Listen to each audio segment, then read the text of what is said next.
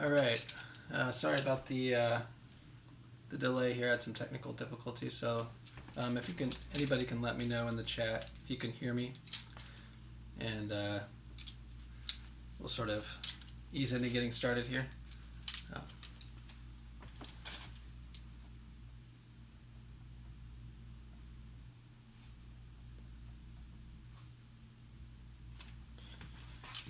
Might be a slight delay, so we're gonna wait for that to sync up.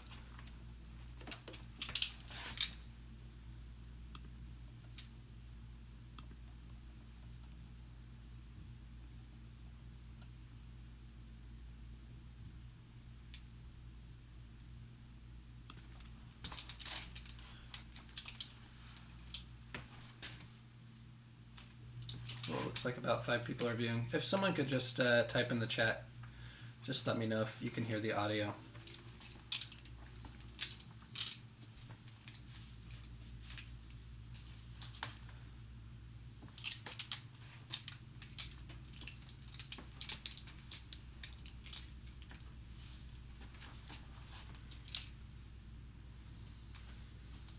Now, there's going to be a little bit of a delay because I'm streaming, so it might take a second for that to get through.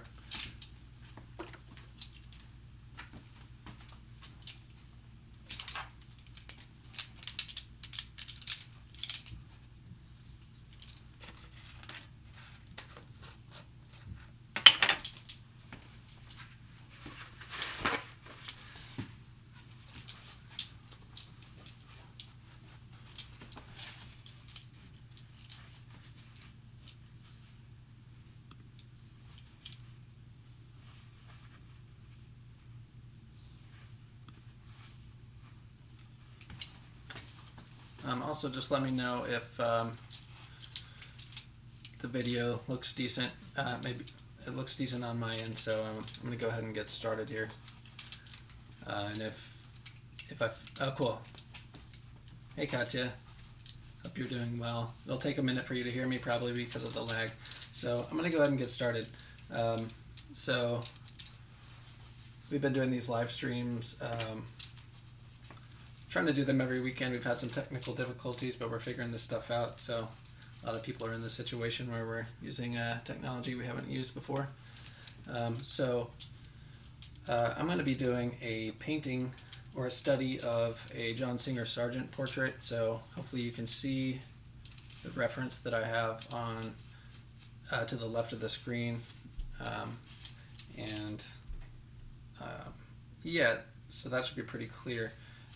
What I'm going to be doing is just kind of going through the process, my thought process behind doing a master copy, and kind of what my thoughts are when I'm doing that. So, some people have different priorities, and we can talk about that, what the different priorities are when doing a master copy. And it can be different depending on what your goals are. So today, I'll just kind of go over what I'm using really quick. So I've got an ampersand gesso board right here, and I have it primed to a neutral gray number 6 from Golden. That's this here. Hopefully you can see that. Move it a little bit closer. This is kind of standard practice at our school, just for a basic neutral gray tone. It's kind of a middle value, maybe a little bit lighter, but it's a good way to kill the white of the canvas, because when you're using a white canvas, it's harder to judge the values. Everything looks dark. So that's what I'm using on. I just did a thinner wash, or a thinned out wash with thinned it out with water and coated this, and then on my palette I have burnt sienna deep from Blocks. So it doesn't really matter. You could use burnt sienna normal, but I kind of like this because it just has like a cooler, slightly darker color. I've got alizarin crimson permanent, cad red deep, cad scarlet. Cad red light, cad scarlet, cadmium orange, Indian yellow from Gamblin. So most of these are Winsor Newton colors, but I'll kind of try to mention them. I don't think it's that important, but if you're interested in the color palette, then you can check that out. Raw sienna. I've got a Gamblin yellow ochre, um, a Cad yellow medium, I think, Cad yellow pale, Cad green pale, Viridian, um, Phthalo green. I usually have Phthalo turquoise on here. I don't really know if I'm going to need it, so I kind of left it off here. I can always put it on later. Cobalt blue, ultramarine blue, sorry, quinacridone magenta, and then I just put black on here because I might experiment with that. I know if you know anything about Sargent, he used that a lot to kind of like model halftones and just to use in general to cool colors off, or to alter the value and cool things off a little bit, kind of thinking of it like a blue. So black is a color. It's not generally on the sort of school Incamminati palette. And usually we also have a couple other colors. So we have Dioxazine purple here. And if I need to put that on, I've got it here so I can put it on. But that's what I'm starting with. And then I usually use a lead white, some kind of lead white. But today I'm just going to use titanium for the sake of just speed. And lead white is a little bit of a softer white. Or it's more buttery, not softer. Oh yeah, lead white's softer. Sorry, titanium is more opaque, but lead white is much more of a softer white, a little bit more. It's not as strong of a tinter, and so it doesn't overpower a mixture. So I tend to like that better. This here is titanium white, and if I'm using that, I usually use Winsor Newton. But today I'm trying out some Richardson. I got it for free, so I'm going to try it out. So we're not sponsored by any of these people, just wanted to say that. But these are all pretty good paint brands, so I'm going to go ahead and get started. And I'm going to give a shout out to duct tape, because this vertical palette would not be possible today without some duct tape and some carpenter's wedges here. So I'm going to go ahead and get started. Let's see. So I am using a little bit of, one thing I want to mention was I'm using a little bit of this walnut oil. It doesn't really matter the brand, but this was what was available through Blick. So I was able to order this online before the stream. So I like to use a little bit of walnut oil, and I am using a little bit of odorless mineral spirits as well. Alrighty, so let me grab a different brush.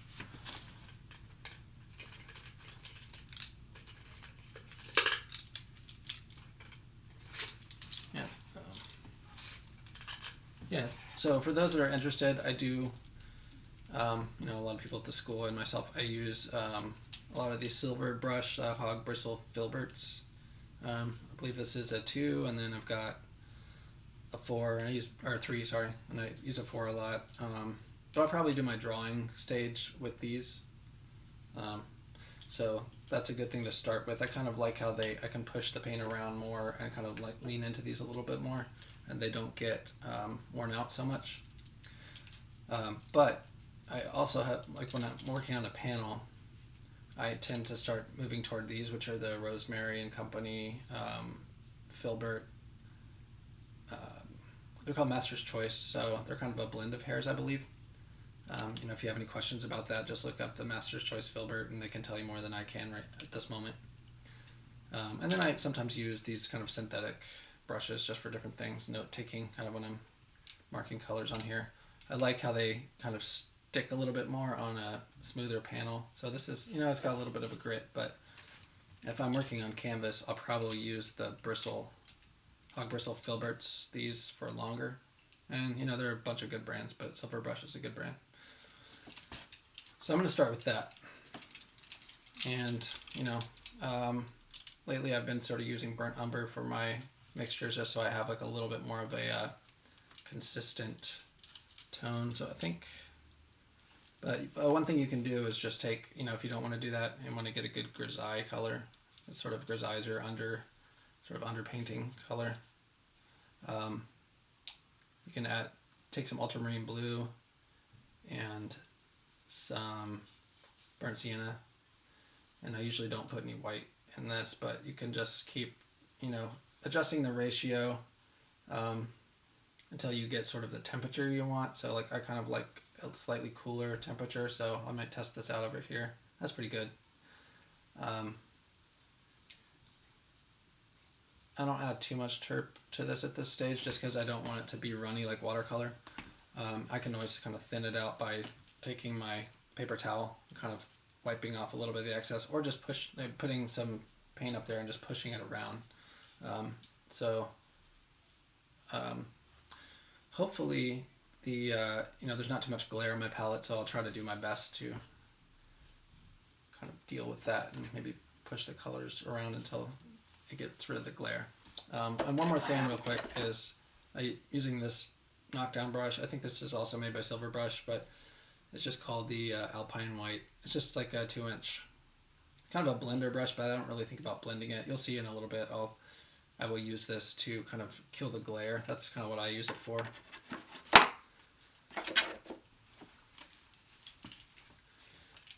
And I am using kind of a much smaller palette than I normally do.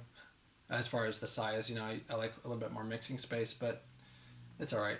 So I'm going to have to get used to kind of having this camera almost right in front of my face in order for you guys to see the palette and the canvas at the same time. So I'm just going to go ahead and start, and I'm kind of having to like move my arm around this camera, so sorry for the awkwardness, but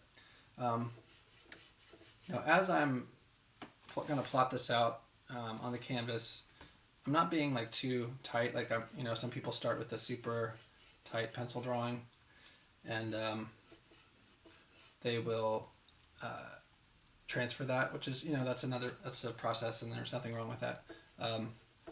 For stuff like this, and in general, if I'm doing something more like a portrait, I'm just go right into it, and just place things. I'm going to paint over all this anyway, so I'm not worried about if I get something a little off. Like I can always push stuff around. That's why oil painting's fun. So, and you can just push paint around and push your girl's eye around with a paper towel. So I am using paper towel. Sometimes I'll take it like this and push. You'll see me pushing into it, and hopefully this setup won't fall over. But you can just use the paper towel, or you can use some terp and kind of like cut into that. But at this point, I'm just thinking of like,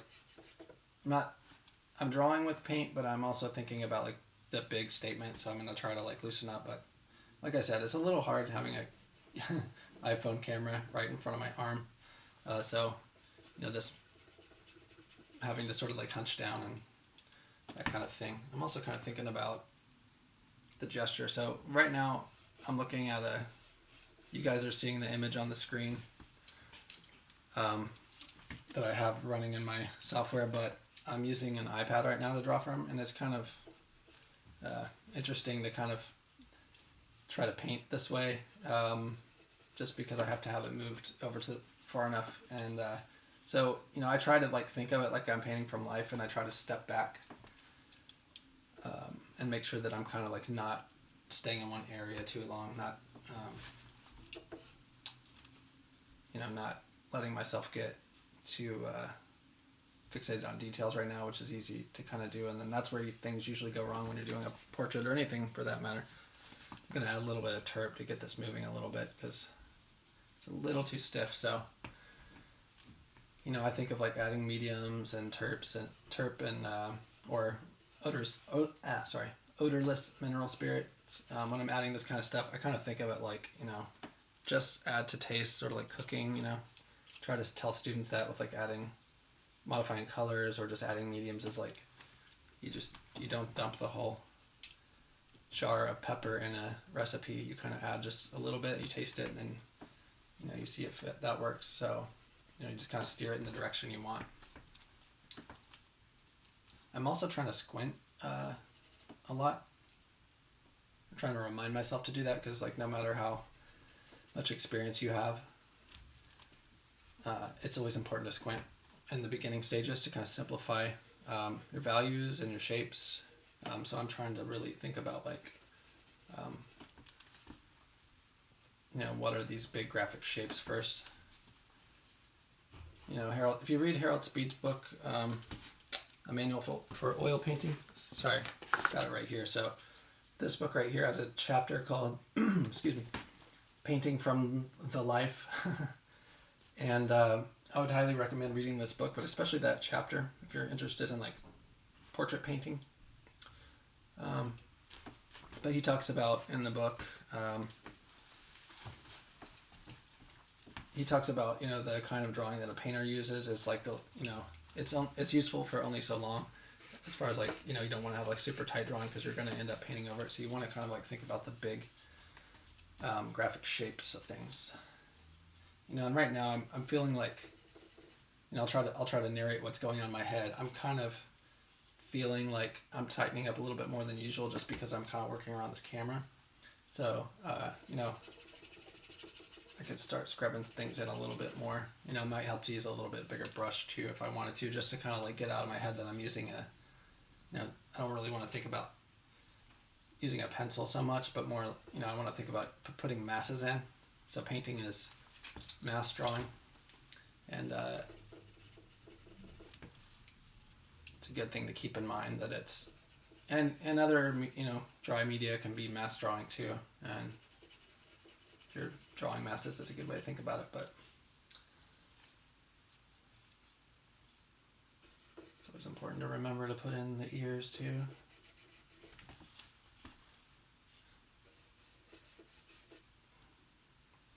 And I'm still like just thinking about big placements. I'm not, you know, as you can see, this looks like nothing right now. I'm trying to think about big placements and not get into like features. So something that one of our artistic director and dean, Dan Thompson, likes to say that I believe he learned from his teacher Martha Erlbacher, was just the concept of don't let your drawing get too human too soon. So I'm going to steal that today and kind of think about that. Like, you don't want to start thinking about fingernails and eyelashes at this point. You know, it's like, it's about getting these big shapes, like I said earlier. So, you know, I'm trying to like squint down and think like, what are the big shapes? And I'm kind of leaving these shapes open. So, you know, I could go and close this whole thing down, but I'm kind of like thinking of these little parts where the terminator would be of the shadow, you know, the part where the light ends and the dark of the shadow begins. That sort of border. Some people call it the bed bug line and all kinds of weird stuff. You know, you could think of it as the core shadow. And when I'm squinting down, like right here, I see a very straight, kind of flat plane right there. So it's not curvy. And if I wasn't squinting, I might see all these undulations and try to like capture that in with paint. And when you start to do that, the drawing just loses its strength and gets overly round. So, you know, it's a good idea to like try to squint and see these big shapes. So real quick, I'll try to, I've got a little illustration here that might help. So just, let's see. Is that gonna work?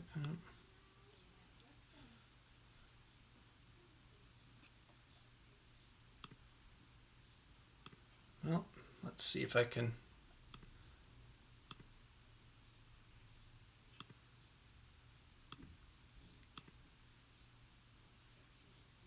Well, never mind. I thought I loaded it and I didn't, so you gotta roll with it. But, you know, I'm thinking about like this whole shape here as fusing together, and even like, you know, I'm trying to simplify even the shape of the shadow on this side, so it's a little hard to see because,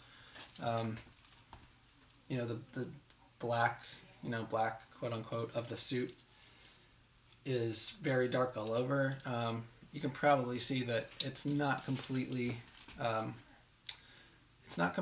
black. It's kind of a bit lighter than like true black on a computer screen. Like if you look at, maybe if you can see the bar at the bottom of the YouTube screen, you can compare that to the how dark the suit is, and it's a bit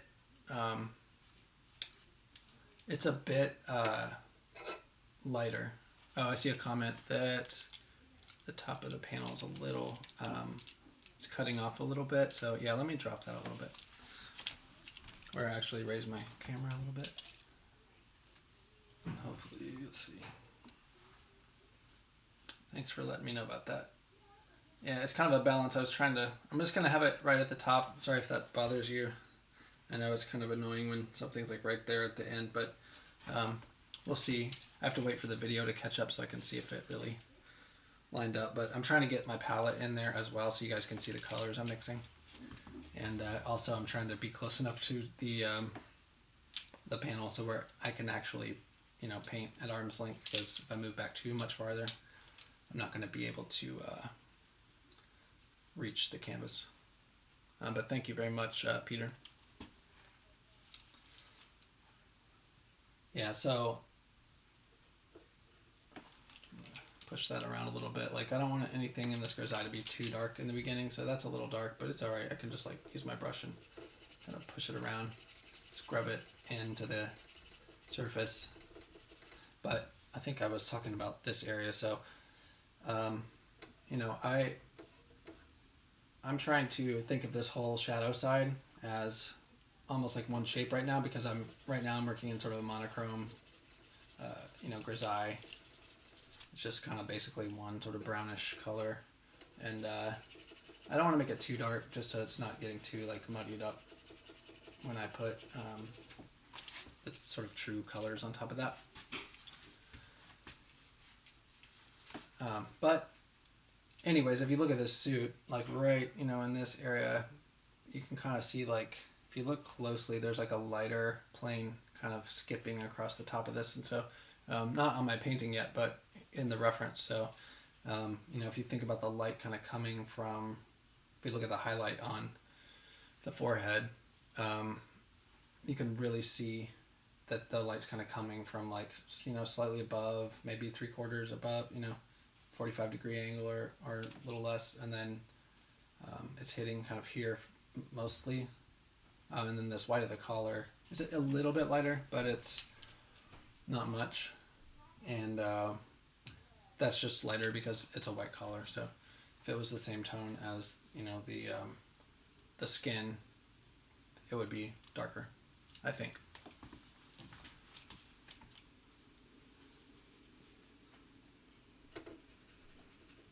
But you kind of have to group your darks, and I'll try to get this going faster. Sometimes it's a little hard to talk and go fast.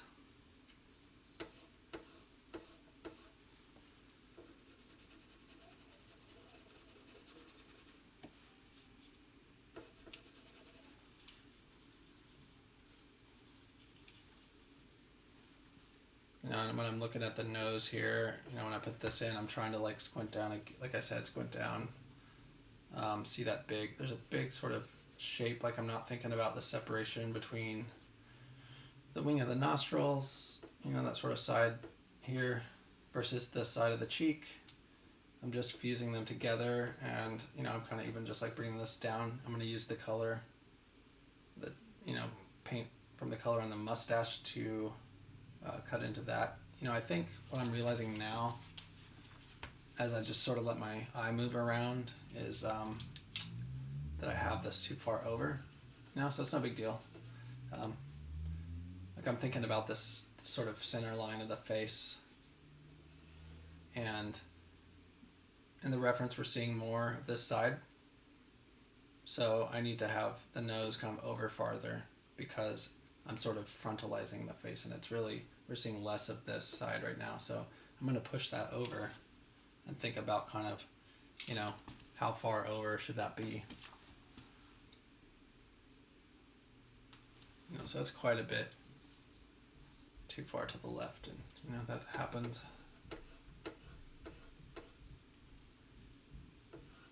When we're painting people, we want to the features are important and all that stuff, and we want to get the stuff right, and so we can kind of fixate on it too much, and then it actually makes it go wonky. So I just have to clean this up without bumping the camera.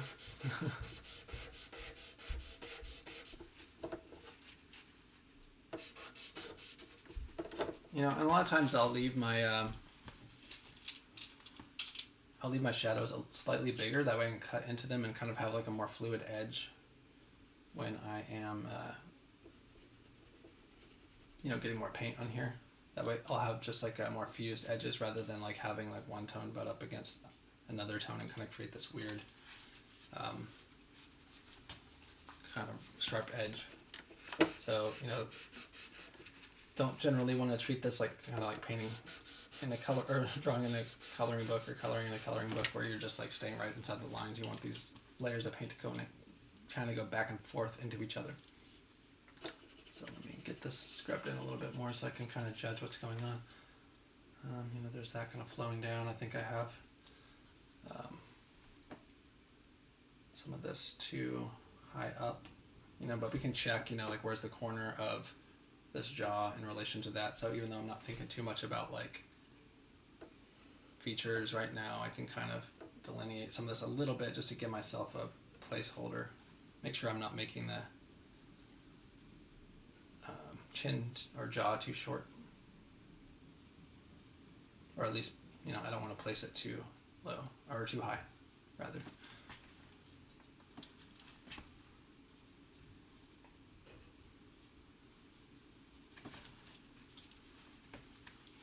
If anyone has any questions, as we do the stream, you can just post them in the chat, and then I'll try to get to them when I can. And, even at the end, maybe we'll have a little question and answer time as well.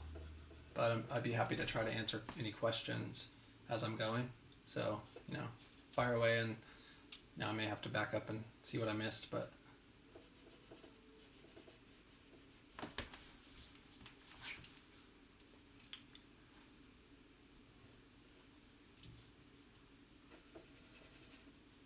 this is, even though this isn't all in shadow, it's a dark, so I'm kind of just grouping it with the darks. I'm going to paint over it, and this terp is going to, this small amount of terp that I have in here is going to evaporate anyway.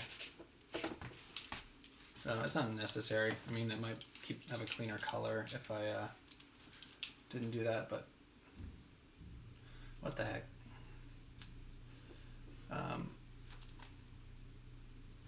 Let's see. I'm going to adjust something here. All right. I'll see how that goes.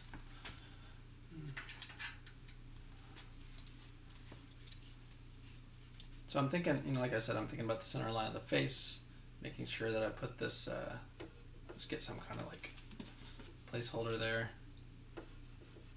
Try to make sure that I don't make things too long, like the nose. I want to leave enough room for the lower part of the face, so the muzzle and the chin. I think I need to drop this down a little bit.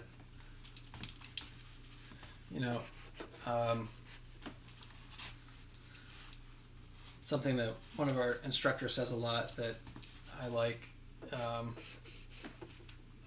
is, when you're looking between, your reference and your painting, or, the model and the painting, ideally you're looking at painting from life. You want to like bounce your eyes back and forth, sort of like you're flipping the pages of a flip book. So, that'll help you see discrepancies. So if I need to remind myself to kind of keep doing that a little bit more, and I'm trying to, like, again, squint down enough, just enough to simplify these shapes. At some point, when I'm making finer value decisions and shape decisions, I may not be squinting down so much. It's just in these beginning stages you kind of want to do that. So hopefully I've kind of driven that point home. I'm also thinking about, right now, this is more the nuts and bolts stuff and not so much like stuff that pertains to a master copy necessarily, but just like in portrait painting, you want to think about placements in relation to each other. So kind of, relating the top of the ear over here and the bottom of the ear over here to the top and bottom over here. What's the angle? I live in an old house and the floor is sort of wonky, and so it's like the stand I'm using for my iPad is kind of wonky, so I hope I don't paint this a little too crooked, but hopefully you'll forgive me. Don't hold it against me. So this, if my nose is in the right place on my painting, the bottom of the ear is a little bit above the bottom of the nose. So, if I drew a line across here. And on the other side, it might be, at least from where my iPad is, it might be a little bit higher. On this side, the right side of the canvas. Or board, gesso board.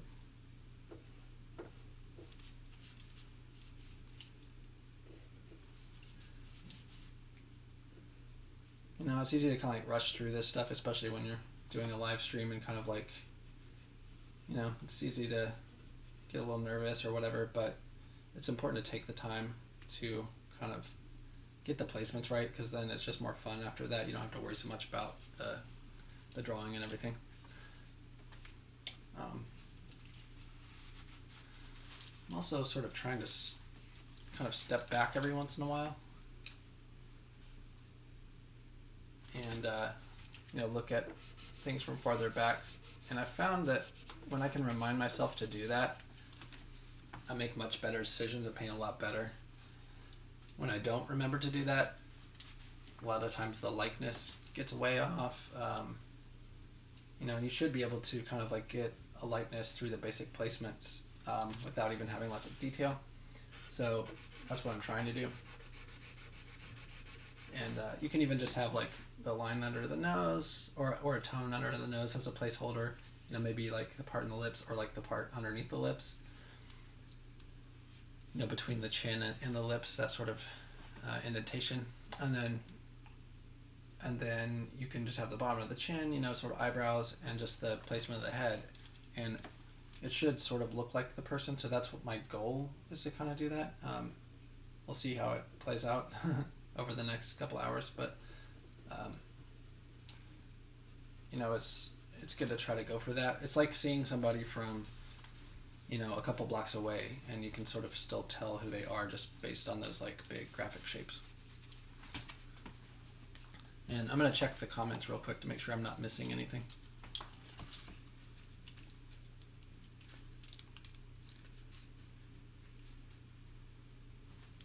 Oh yeah, a few questions, so I'll try to answer them in order.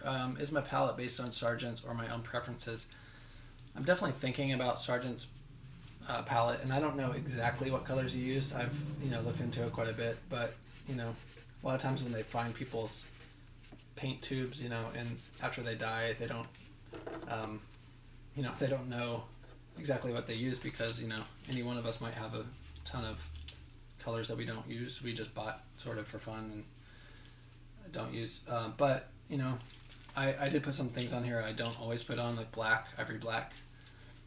I have a lot of colors that he did have, like ultramarine blue. I'm pretty sure he had cobalt, probably burnt sienna, alizarin for sure, viridian, and then I believe he had some of the CAD colors. So I'm definitely thinking about that. Like, I don't need all these super intense colors like phthalo green, and I've painted the copy that I used to paint the thumbnail image and the Instagram image for this live stream was I painted that with like basically sort of the Zorn palette, like my own version of that, like probably CAD red light, I think yellow ochre, or maybe CAD yellow medium, ultramarine blue, and I think I used lead white instead of titanium, but I can't remember honestly. But I know he used lead white. So that brings up a good point, is that you kind of have to like figure out what your goals are for a master copy. So a lot of times the goal is to like recreate the exact kind of like thing that somebody did, and then sometimes it's to sort of absorb some of that like magic of that painter. Maybe it's like when I'm doing a copy of Sargent, I'm definitely thinking about like how he got certain tones. Like, I know he used black a lot, and I know that I'm capable of using black to get those tones as well. Like, I just think of it as like a gray or blue. So it's not that big of a deal. We're sort of killing the chroma in a lot of brighter colors we use anyway to get that effect. So I'm definitely thinking about his palette, but I'm not going with the exact palette right now to try to answer your question a little bit better. What I'm going for here is like thinking about Sargent's paint quality, the sort of liveliness of his brush strokes, and that kind of thing right now. So, if you were painting like a copy of someone like Joseph Solomon, who used glazing when he did those, figurative kind of historical or mythological paintings, that's something where you probably want to find out exactly how to glaze and that kind of thing. We're not going to get into that right now. And, there are much better people to ask about that, much more knowledgeable people to ask about glazing than me, for sure. But, I'm thinking about that. There was a question why I have so many whites. I don't know. It's something that I try to keep like whites for my cools, or my, sort of like cooler colors like greens and blues. I try to keep whites for like reds and yellows, and then just like I have another pile. So, it's not really necessary. Like sometimes I just have one big pile and I sort of pull from it. But I realize like I need to give myself that organization, just to keep myself on track. So, it's not necessary. And I probably put a little bit too much out, but I also don't want to like get in the middle of the stream and then, I'm probably not going to use anywhere near that much white, but I don't want to like get in the middle of it and have to like be, digging around in my paint box. So it's, I think it was Emil Grupa, or I believe it was him who said, paint like a millionaire, like don't be stingy with your paint, putting paint out in the palette, because then it can lead to like that sort of like awful dry scratchy kind of painting, and that generally doesn't look too great. Dry brushing can be cool in certain instances, but just that kind of like overall approach to like finishing a painting usually like kind of is not very pleasing to me, at least. It depends on the medium you're using and like what the purpose is, but having enough paint on your palette can really help you to cover the canvas and get the luminosity that someone like Sargent got, because if you're keeping things too thin, you're going to see the influence of the ground, and that is like a stage of the painting, like using the cool of this gray canvas to kind of help you when you're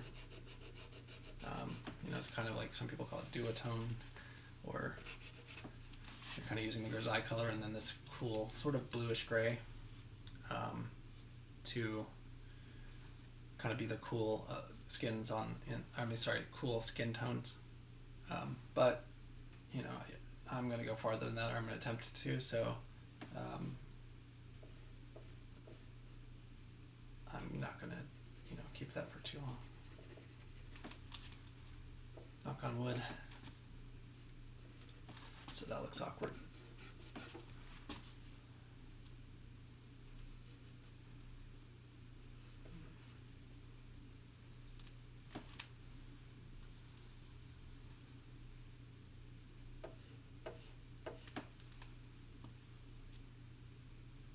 So I'm going to try to like strengthen this area a little bit. Like it's getting a little too nebulous, or kind of too rounded out. I try to keep, block in this stage with sort of like idea of like straight lines and angles, and not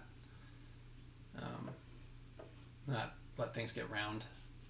Even it wouldn't matter if I was like painting a child, or a construction worker, who has more of a chiseled face or something like that. But I would still use the same technique, because there's a certain strength to the painting that you need, and for me, like the round, going in with the sort of like round lines that kind of like, they're not really like making a clear statement about where they end and begin, the different segments and things. I think that can be kind of create confusion, especially for a student. You know, if you're a student and you're trying to figure this stuff out, it's like a lot of times like we don't squint enough, and then we put in too much detail and too many undulations rather than sort of thinking like, you know, yeah, this curves a little bit, but like where's the big plane? You know, I've got this, have this. You know, there's another plane here. Need to put in there, and then there's this longer segment. You know, and you can think like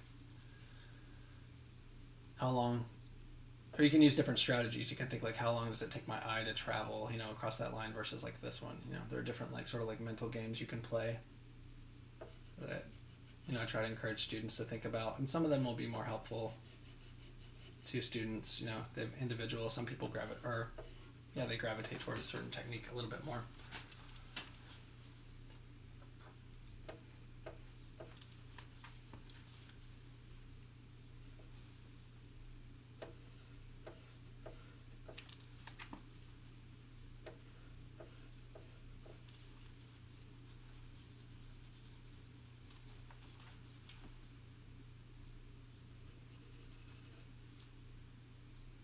You know, so at this point, I'm still just like trying to think of shapes, and I'll try to move past this, you know, soon, but I don't want to rush it because,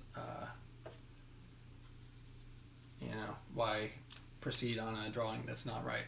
You know, if I was just doing like a loose sort of color study of this and wasn't too concerned about that drawing, that wouldn't be that big a deal, you know, because I'm not gonna, you know, put it on my mom's fridge and get my gold star. You know, I'm just, you know, that might just be for my own personal gratification of trying to figure out the colors, you know. So it's good to like let a sketch be a sketch, or a color study is kind of like different, you know, than maybe just like a study for a longer painting. You know, color study, you're not worried so much about the drawing, you're just studying color. You know, if I was doing a study drawing for like a narrative painting, then of course you want to like gather as much information as you can, so you can choose how much to include. So, you know, that's a little bit of a different thing. Like a study is different than a sketch, so maybe I could say color sketch, but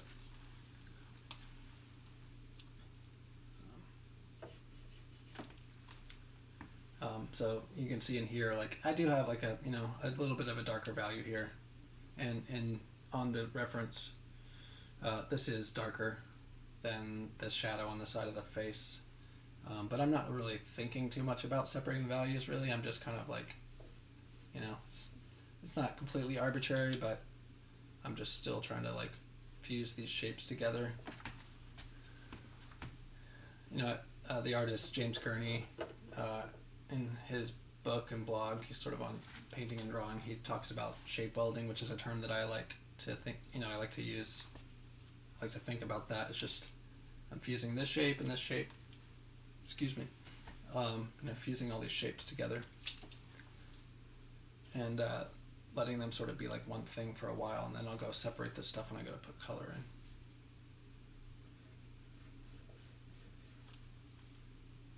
You know, something that I kind of need to revisit because I haven't thought about for a second is just the gesture of the shoulders, which is an important part of like a portrait, obviously. You know, you want to get the gesture right. I'm thinking about like, say, I need to give myself some kind of indication of the mustache, even though it's pretty light value, so I don't want to, you know, let that tone get too dark.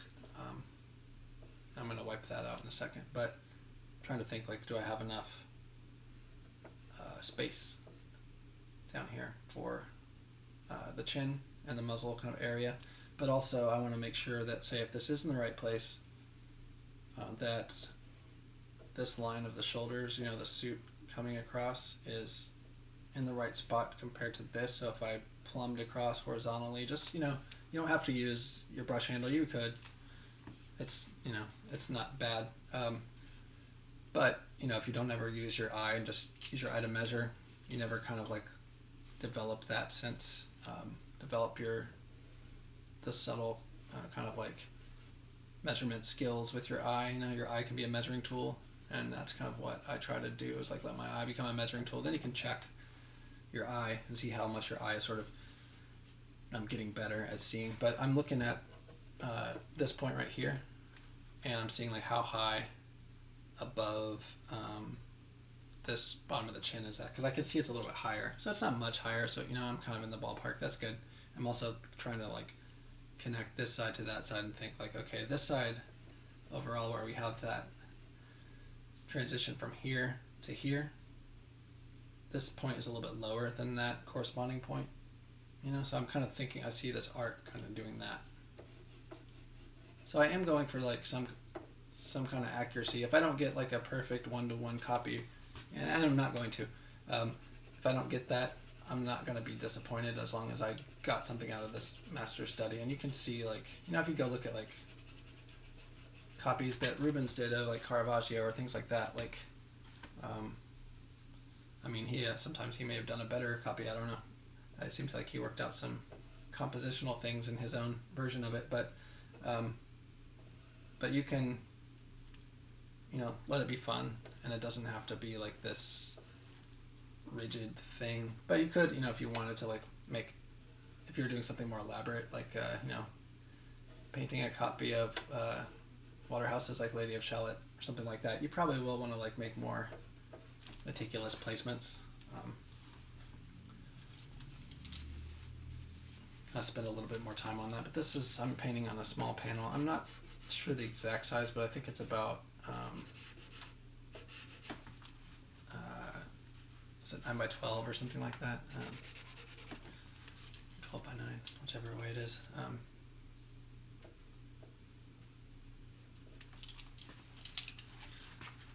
And once again, if anybody has any more questions, just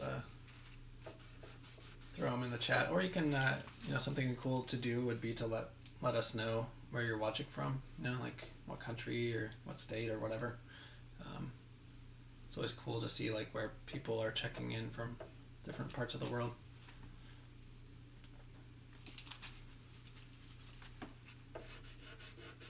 Don't be shy. It's just a kind of fun live stream here, hopefully. So I'm looking at this and trying to like give myself a placement for the top of the ear again. Kind of made it a little too big, so if you make the ear kind of a little bit too big, it's gonna make it look like we're seeing too much of this side of the face, and that's really turning away from us a little bit.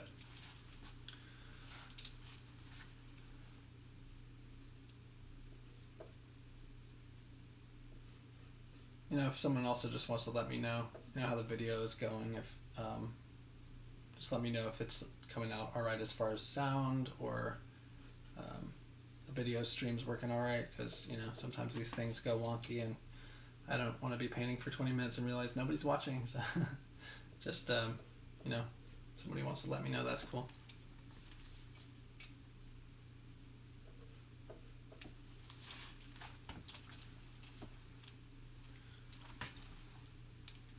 Chantal, oh cool, you're watching from NYC, Burke, Virginia, looks like Ukraine. Nice.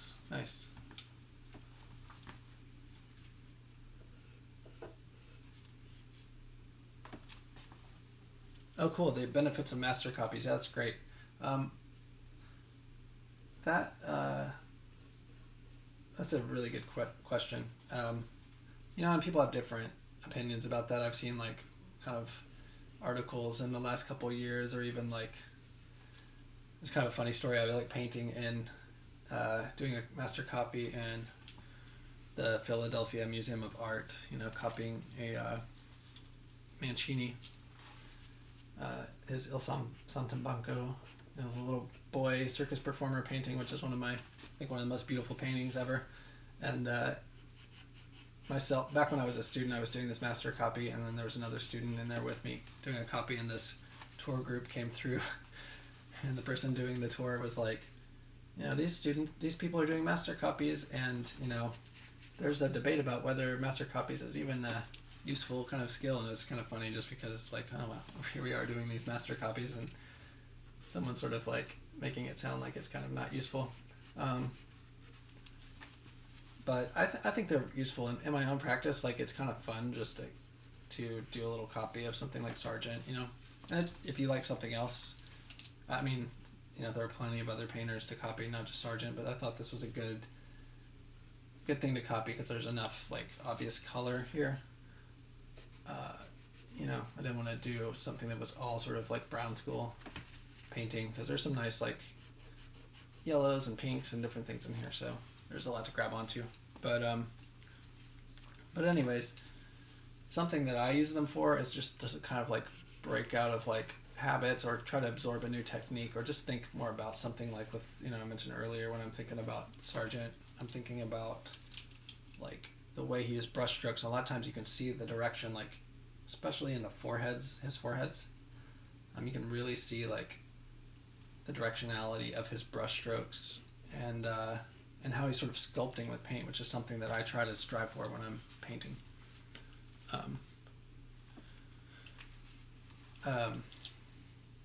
Sorry, I'm seeing the stream here and I saw some nice comments. Thank you for your comments, and I'll try to get to that stuff later. And as I go, I'll try to kind of like check in with you guys and see how it's going. But it's nice to see people from all over the place. But I saw someone from Alaska saying some nice stuff about the stream, so that's really encouraging to hear.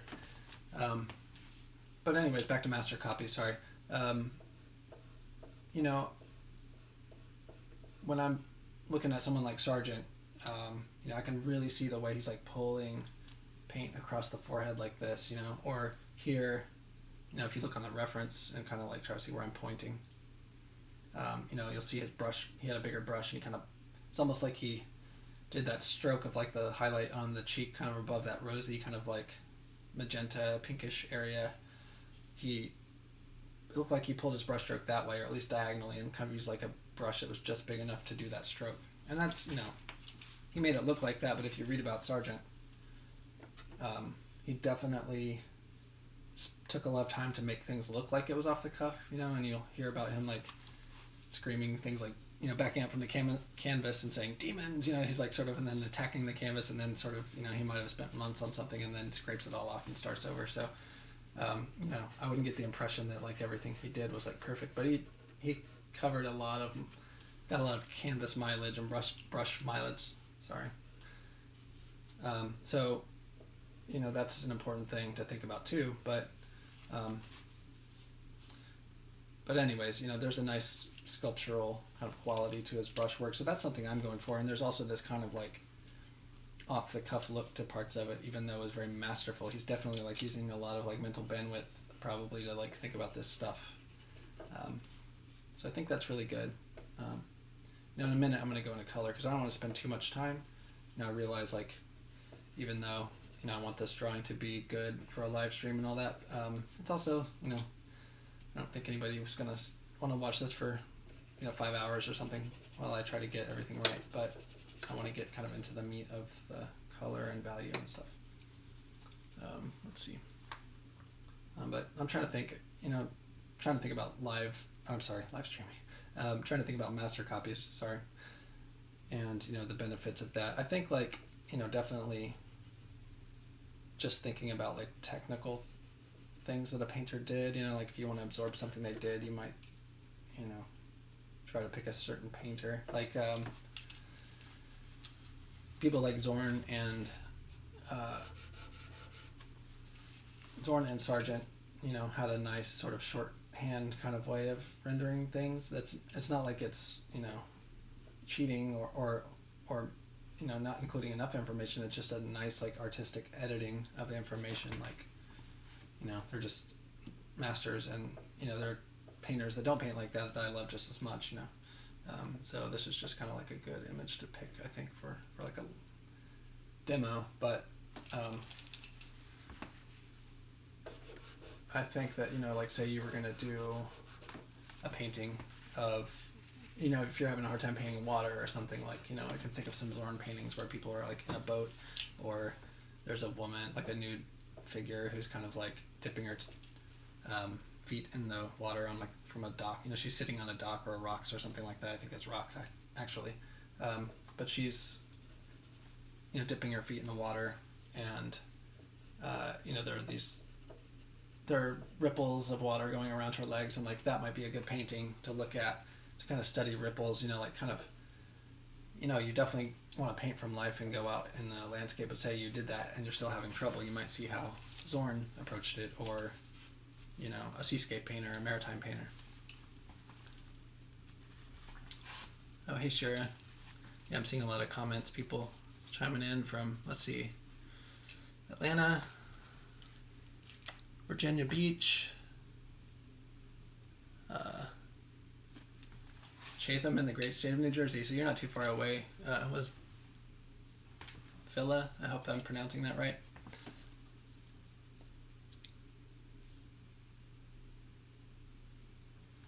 Shannon Meadows, hey, thanks for joining.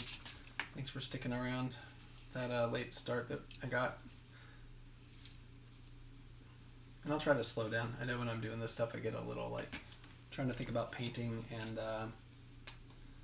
talking at the same time, and some people are just a little bit more gifted than I am. But I'll try to kind of slow down, and hopefully I'm not talking too fast, but it seems like y'all are following, so that's all good. I just said y'all, so I think my time in the South and Midwest is sort of showing itself. I'm live in Philly, but I'm originally from Oklahoma, and then I lived in Florida, in Jacksonville for a while, so sometimes it comes out.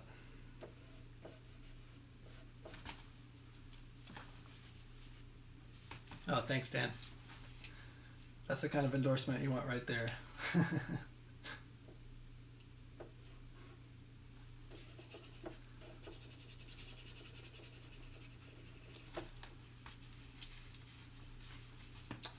Let's see. So, one thing that's tricky is simplifying the eye structure and the sort of bony socket around the eyes.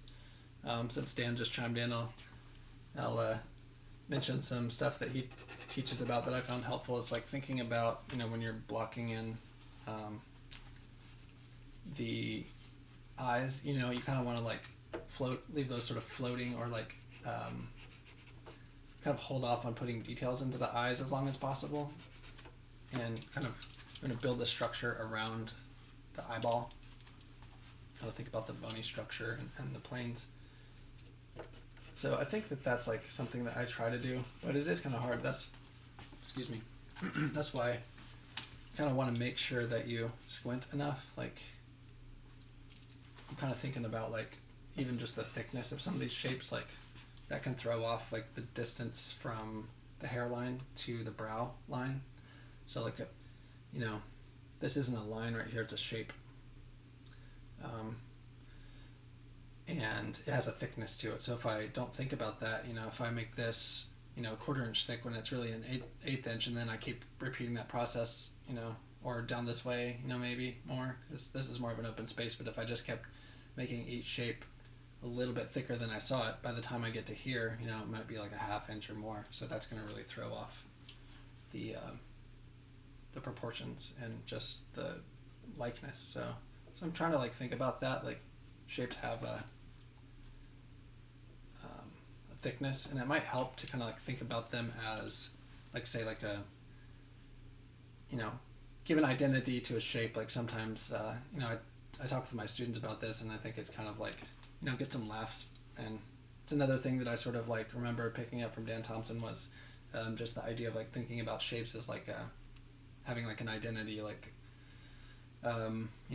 If we look at this little shape here, the sort of darker shape on the nose, if you look at the reference kind of closely, and hopefully, if you're looking at full screen view, you can probably see it better if you zoom in.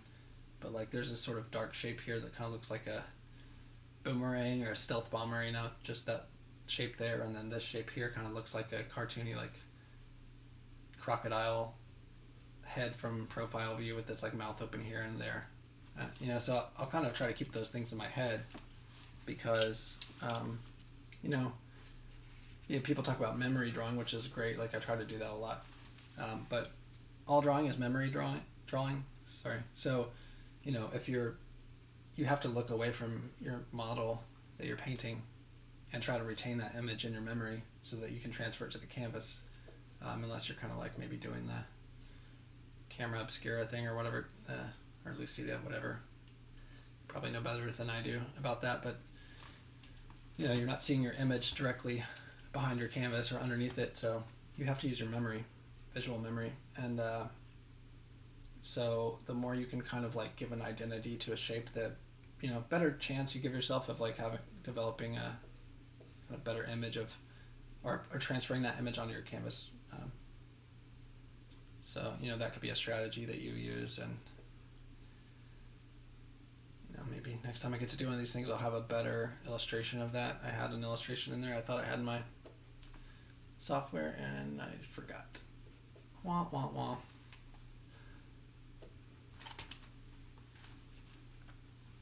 But that, use that strategy. I'm, right now because I'm thinking about likeness, but also just like placements and stuff. Well, I'm not thinking too much about like detailed likeness, but just more of getting like placements that kind of create a proportional likeness. I'm trying to think about like also this idea of like linear extension, like if you draw a line, like say like this line right here, this sort of side plane around the muzzle and kind of like below the cheekbone here, that plane, if I extended this line up, if I sort of like squint down and see like what's that direction of that line, if I connect or extend that up that way, how far to the left does it fall from this diagonal, quite a bit, or at least enough, so I could, if you have a kebab skewer or a knitting needle or something, you could use that too, but I try to like mentally project these lines, and it falls somewhere in here, so I think I'm in the ballpark, And it's kind of cool, like once you do this long enough, you definitely will kind of like start getting like way more accurate stuff if you allow yourself time to be accurate, but you'll start placing these things earlier, and like if sometimes I don't remember to do that, but when I do, things work out a little bit better. Like for instance, like right here, there's this short little line, like it doesn't have to be, you don't have to project a long line, it can be a short little segment. So like right here, there's that sort of side plane of the head, where it goes from frontal to side, and and that's following the bone of the eye socket. So you have this right here, and there's a little bit more of a space here, so I don't have that. So I'm thinking about that sort of line going up, and how it falls just outside the corner of the eye. But then also I'm thinking about like what's the distance, what's the width of this shape before I get to the ear. And I probably need to like, I don't know, I'm trying to decide whether I really need to add any more mass to the ear or not. Maybe just a little bit,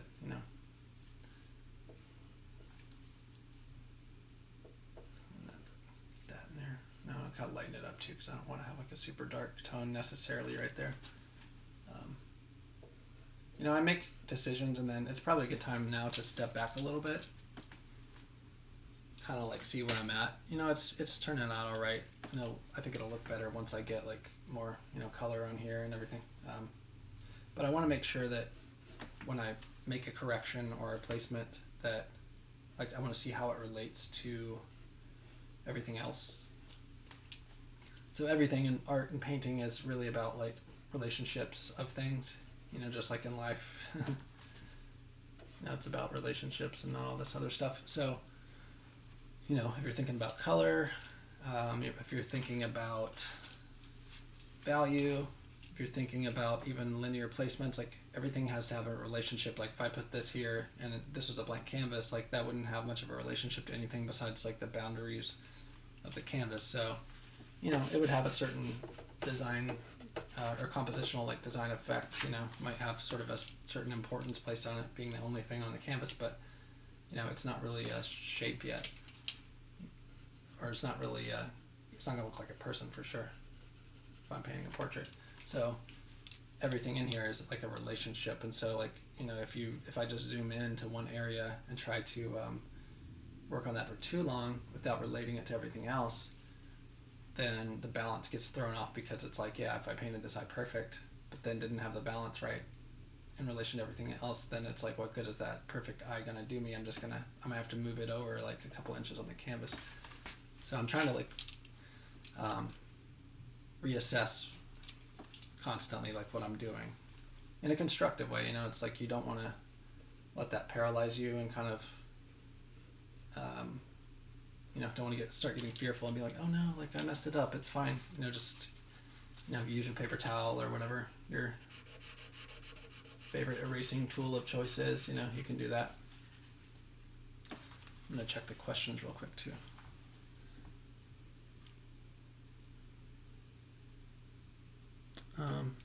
Cool, we've got people from India. Hi.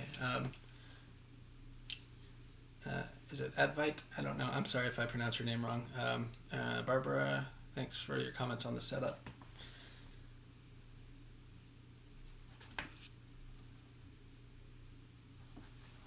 Yeah, thanks everybody for hanging in here. Oh, we have Painting SLC from Utah. Missed that one earlier. All right. I don't see any new questions, but I'm going to pull this ear out a little bit more. It's kind of like, it's good to even just like take a break from looking at your reference or whatever your model for a few seconds, and just that time that I took to look over at the questions kind of gave me a fresh eye to go back and look at this and kind of say like, I think maybe I just need to add a little bit more to like the earlobe section of the ear, so I'll add it on there, and if I want to change it later, I can use the background color and just like push it over. So like that's the fun part about painting, is it's kind of like sculpting with clay, where you can just like push the clay around, and it doesn't have to, you don't have to keep your initial statement if it's not right, or if it's just not where you want it. Like, I like to think about the kind of idea that we're poets and not journalists, and if we want to change something, we can do that as artists. But if we're doing a master copy, you generally kind of want to like get the drawing the same as that person had it.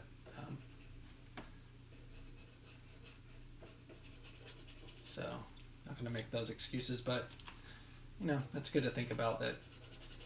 When Rubens did, I believe it was Rubens that did a copy of Caravaggio, like where they're carrying the body of Christ away on the cross, I believe, or maybe that was not Christ, that was Peter. I can't remember. So I'm sorry, bad rookie mistake there. But I think Rubens was kind of known to like make corrections, in his studies where he thought, that kind of cropping is weird, because there is some weird cropping in the original painting. So if anybody knows the name of that painting, you can correct me if you have any idea what my incoherent ramblings are saying. But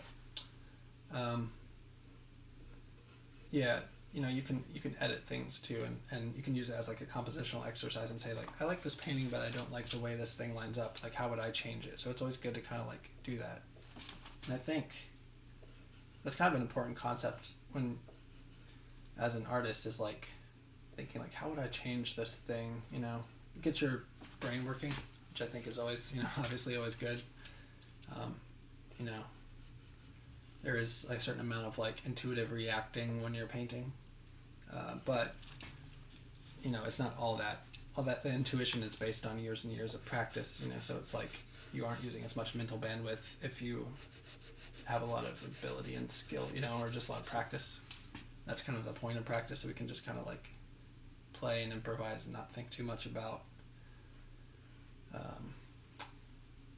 what we're doing. It's kind of like a jazz musician will learn their scales and how to solo over chord changes and do all those kind of things, and then when they improvise, they just play. They don't think about like, oh, now I am playing the F note and now I'm playing the Dorian scale or mode.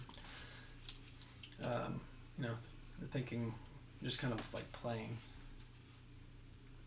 So I'm going to save that here for getting a little like too bogged down by that, and I think I'm just going to leave it simple and kind of cut that in a little bit more when I get to that sort of color stage. But and I can always lighten this stuff up with paper towel. So just let it, when you're doing this kind of stuff yourself, if you like this method, just be free to erase things. I'm not going to worry too much about like I might put like a slight tone in here maybe, but I don't know. It's just sometimes that kind of gets a little wonky for me at least. And I always admire people who get these like perfect bird's eyes, but to be honest, like that's can be challenging sometimes.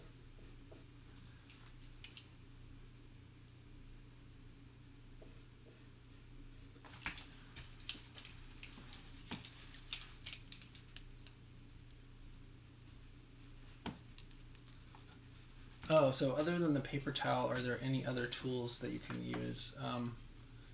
Yeah, I mean, I will sometimes use a.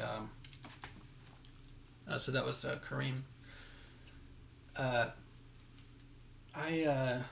I'll use a brush sometimes, and put a tiny. Either I'll just use it dry and kind of like push paint around. So this one is, I believe this one. Yeah, this one's dry. So I can kind of like erase a little bit. This one's a little bit stiffer. It's probably usually pretty meticulous about cleaning my brushes out, but when I'm working at home, sometimes I decide to clean them later, and then I wait too long. Leave them in the fridge or something, and then they get all worn out. With this one, it's like stiff enough. It's a hog bristle brush, so that's a good way to kind of erase. But I can erase like that, or I could like dip it in just a little bit of turp. Like if I add too much, I don't really personally like the what happens when I put a little bit of turp. But let's try it just to like show.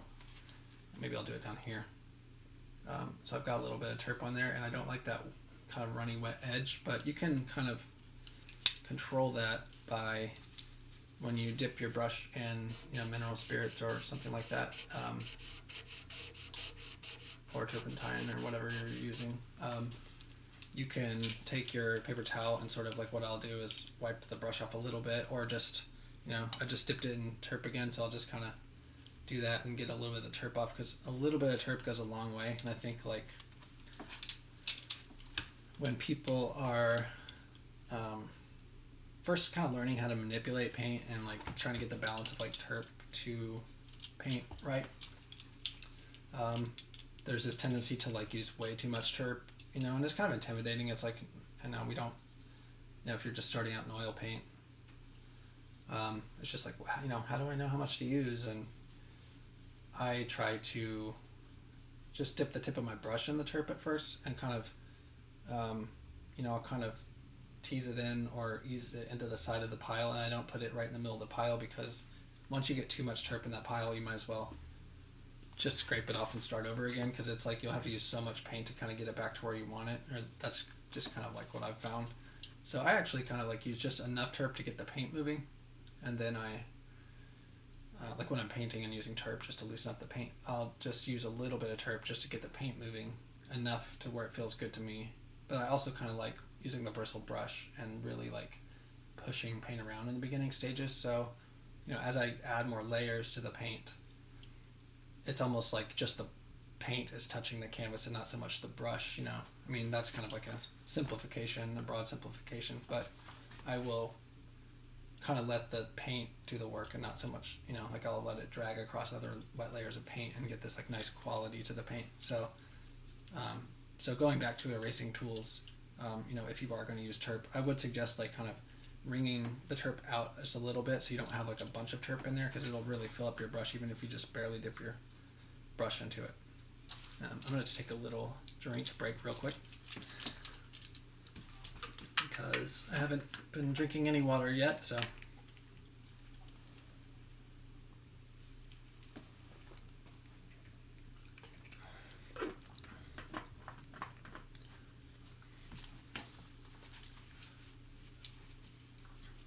Oh, so somebody was mentioning, at first I thought it was an ad, but no, thank you, Gino. Medical supply stores have large swabs in different sizes that you could use as an erasing tool. So yeah, that would be a cool thing to try. Like you could, if you have those like, almost like sort of big Q-tips or things like that, you can even like kind of make like little softer shapes, with that, either in paint or in your grisaille kind of painting stage. But those are a couple tools that I think of. Sometimes people like, I know Brian Mark Taylor uses like a screen printing squeegee and like these sort of spatula kind of brush things to kind of just add interesting strokes and pull away, sometimes like pull paint away, or just like think of it like a trowel. It's kind of like softer than a palette knife, I think that's something you could experiment with if that's something that you like. Let's see. And there was a question about, let's see. How did I study or prepare before going to Studio Incamminati? Minji Lee. Okay. How did I study? Well, I did a lot of drawing, and I've done a lot of drawing since I was really little. But to be honest, before I even like went to Incamminati, I maybe had done two oil paintings and they were terrible. Like I would never ever ever show anybody. So hopefully you can take comfort in that if you do like what I'm doing. But I did some acrylic painting and like I included one painting in my in my portfolio for the school because I didn't want to try learning oil painting without knowing what I was doing because I didn't want to develop bad habits. And that's not necessarily like the advice I'm giving you. Like you should kind of, it would be good to like take some workshops beforehand, or even take workshops with the school just to kind of get a feel for like how things work in a less and less of a commitment to commitment of 4 years or however many years you want to study. But I did a lot of drawing, and just I submitted like one sort of like black and white copy of like a Waterhouse painting, and it was okay for like my level of ability at the time, because I felt like I knew how to draw pretty well, and like most people would probably say like oh yeah, you're pretty good at drawing, but like I felt like I had to kind of like relearn a lot of stuff because the idea of mass drawing was not super strong with me. I was kind of like just copying things from photographs or stuff like that. And my background is, I read a lot of comic books and drew a lot of like comic book characters and stuff. And, I think my sort of gateway into painting was like looking at guys like Alex Ross and Steve Rude and, just looking at their dedication, but also how they were sort of trying to kind of like take something imaginative and turn it into like something that looked somewhat real, to a degree. So I think that that was sort of my background, or it definitely was. So I had that background of just drawing like comics. So I think that like my figure drawing was maybe a little was somewhat expressive maybe for like the level of ability I had, but my definitely like had a lot to learn about like just mass drawing and just all kinds of aspects of drawing, and I knew nothing about color study or how to really like manipulate oil paints. I knew basic like color theory from just art classes in grade school and high school and all that, but I and some of that actually came in handy because it's not all like, there's definitely like a big or a large amount of like sort of intuition when you're doing things, or like sort of improvising, like if you're doing a color study or something where you're like you want to explore your palette and you don't want to when you're doing a color study, at least the way we teach at the school, which is kind of like a somewhat specific method. We use a big palette and we don't want to like study color with these sort of symbols in our head of like, this is what a blue looks like, because a blue could look like could look very unblue and like say like under a magenta light or something like that, or maybe like a orangey light or whatever. It can look like more green, or so we try to get those, we spend time studying to get those kind of like color symbols out of our head of like white is this thing that's all the way at the start of the value scale or end, however like you like to think about it, but it can be a darker tone, and we'll get to that in a second, but it can be actually a darker tone and a certain light key, so, and it can be very have a lot of influence of like whatever light source is shining on it.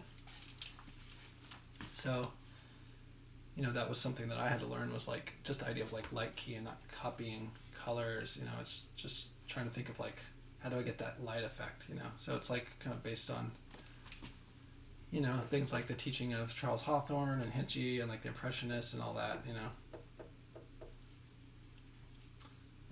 That's definitely if you're wanting to kind of like learn more about the sort of process, besides just looking at like the literature and things available at the school, you could research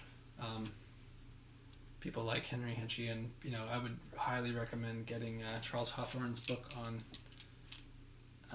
painting, where I think it's called Hawthorne on Painting, but it just talks, it's kind of like just his students notes maybe, that they took while, or maybe his wife took the notes, I think, while she sort of describes what, or whoever it was that, compiled this, described, what he was painting, what he was critiquing, and then, he kind of like critiques these things, and you can kind of like imagine, there aren't pictures of what he's like critiquing, but you can kind of imagine like what he's talking about, and it's still very helpful. But, I like to read that here and there because I think it's kind of like a little pep talk.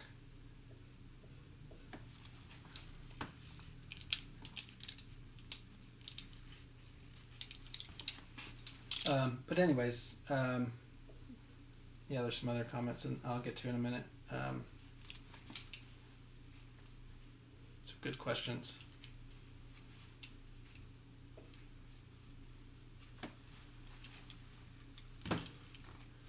Yeah, head angle is incorrect. And Sergeant, would you use larger brushes? I agree.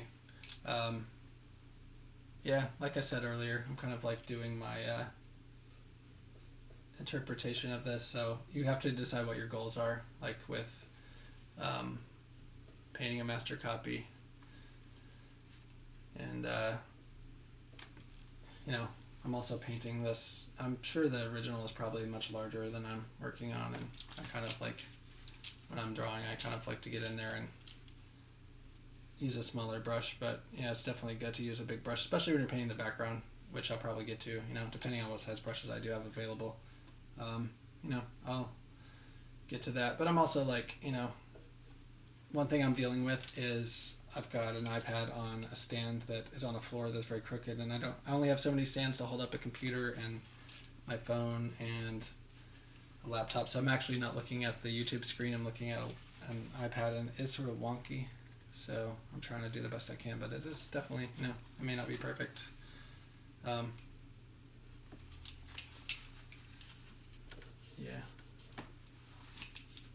Yeah, there's definitely more of a lean this way to it. That nose is kind of like leaning a little bit more, and it's easy to kind of like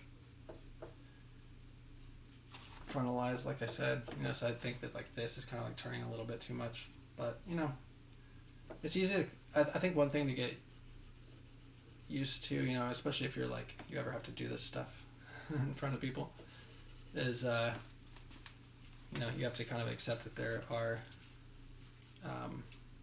there's a possibility that things will not go well, but also don't let mistakes or things kind of derail you. I learned that from, I'm a drummer as well and play guitar and stuff, but like when I was starting drumming, I used to kind of like get too tense, and like if you drop a stick, it was like, oh my gosh, I dropped a stick, and then you kind of it all just sort of spirals. It's a sort of a downward spiral from there. So my drum teacher said, you just got to keep going, like don't even think about it. And the more I did that, the more I sort of like loosened up and didn't worry about if I make a mistake, like at the end of the day, this is just like paint dirt on a canvas with some oil, and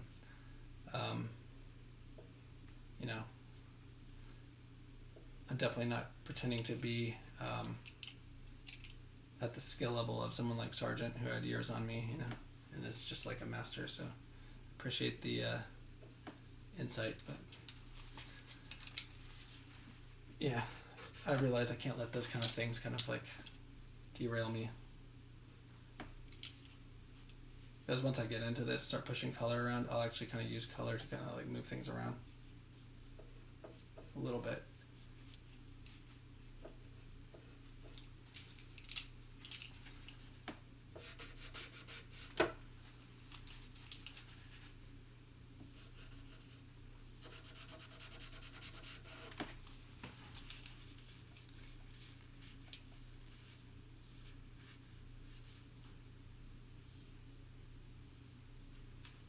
Yeah, if anybody like missed the stuff and really wants to watch it later, it'll be recorded. So, if you understand, like some people are in different time zones. Like I'm not sure how late it is in India, but I'm assuming it's like much later than it is here. It might be like really late. I don't know.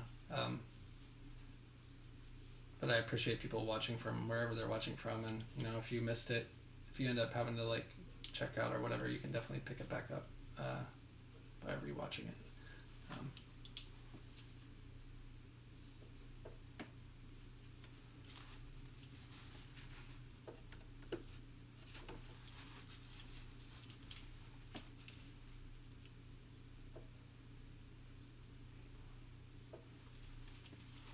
I do remember. So on the subject of using small brushes and all that kind of stuff, like that's a good thing to bring up. I think that's really important because I do try to push myself to like use bigger brushes, and sometimes it's just like easy to fall back on old habits. But also like if you use especially like a super tiny brush, like I see some people painting large paintings with like the whole painting with like something like this, which is a small sable. That you'll get a lot of glare for one thing, because like each brush stroke sort of has like a topology of its own, and the more kind of like of that topology you have, or the more like sort of peaks you have, the more that's going to catch glare and make it hard to look at your painting, and it just won't have as much of like a broad look. So that's something to consider. Is like Joseph Solomon, I believe it was in his book, talks about like use the largest brush possible, like use awkwardly large brushes, and I think that's a good kind of like thing to get used to. Just because you like find kind of creative ways of like getting a larger brush into a space, because you can take a brush like this is a number 6, I believe. Oh no, sorry, number 4. Or something bigger even, and like really kind of get in there, and then it actually gives you like softer edges, so you don't have to worry as much about having like these overly sharp edges.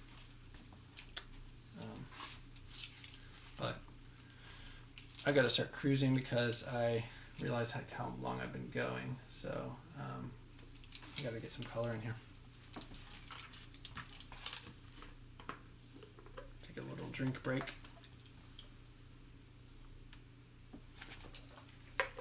Oh wow, yeah, it's a lot different in the UK. My view on, let's see, mixing primary colors and using primary colors versus versus mixing your own. Yeah. I guess you mean like mixing your own secondary colors, because you kind of have to like start with primaries as far as like, I mean, you can definitely like, yeah, you start with blue, yellow, and red, or that kind of idea.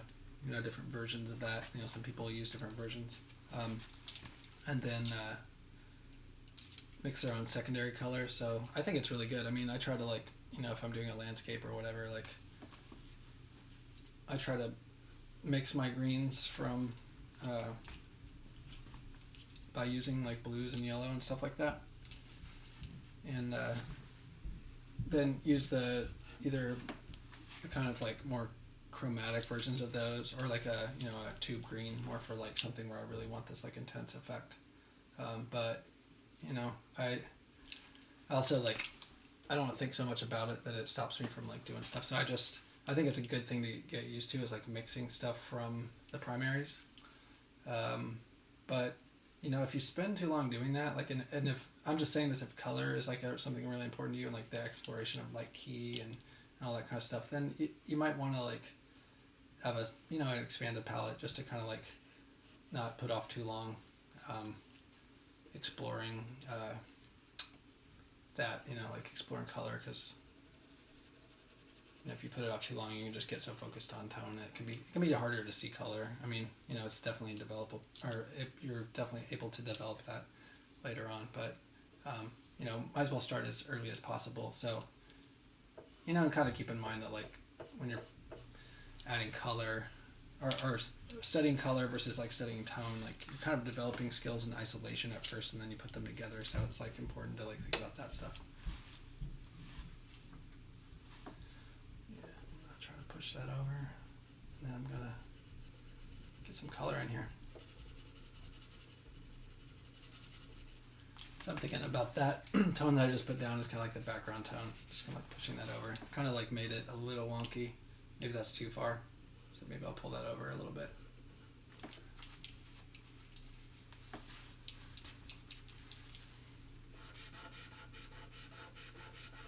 there are other strategies for like seeing this stuff a little bit better as far as like lightness and stuff, and I think like something important to do sometimes is just like get out a mirror or something, or some people use their cell phone. Like if you're painting from a figure model, like you don't really want to be pulling out your cell phone because it's usually against the rules that you're whatever atelier you're at. So it's might as well like get in the habit of using something that's more practical. So I always think about how Joseph Solomon said that you should always be sort of like referencing a mirror. And I always think if it's good enough for him with that like amazing drawing that he had, then it's good enough for me. I don't always remember to have one on me, and I actually don't have one right now. And I can't use my cell phone because I'm recording with it. But, it's something to think about. It's like if you look at it in a mirror, you get a fresh perspective because it's sort of flattening the image out, if you're looking at something that's three-dimensional. But also,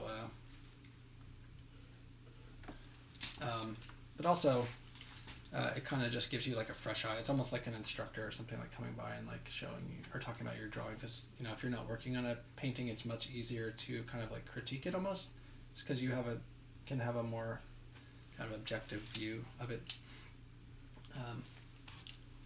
But I think that's something important to pull out, and every once in a while it's just like get a mirror out and just look at the drawing and just see like is it wonky, because there are things that I probably would notice more if I had that on me right now. But so I'm stepping back a little bit right now before I go into color, and I can add more like nuance into some of this stuff later. So I'm gonna fill all this with color. So let's just jump into that before I spend too long on perfecting this drawing.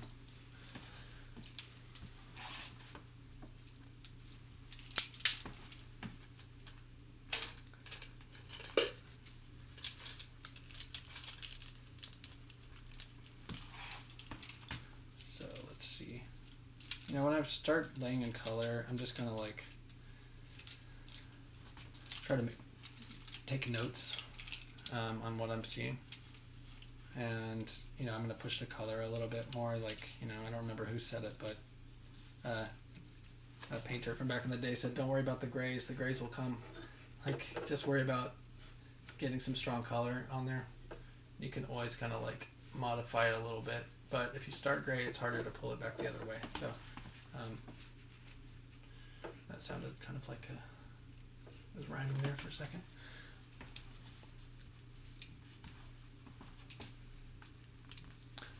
So let me look at the questions real quick before I get started in color.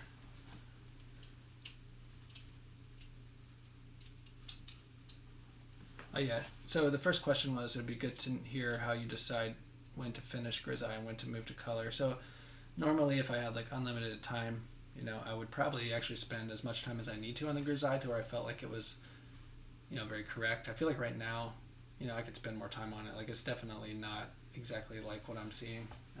But, there are a lot of factors to that, like, doing a live stream, worrying about technology, all that kind of stuff, talking. I found that talking while I'm painting can definitely affect my speed and, just like how well I'm seeing what I'm doing, because it's, it can be stressful, to be honest.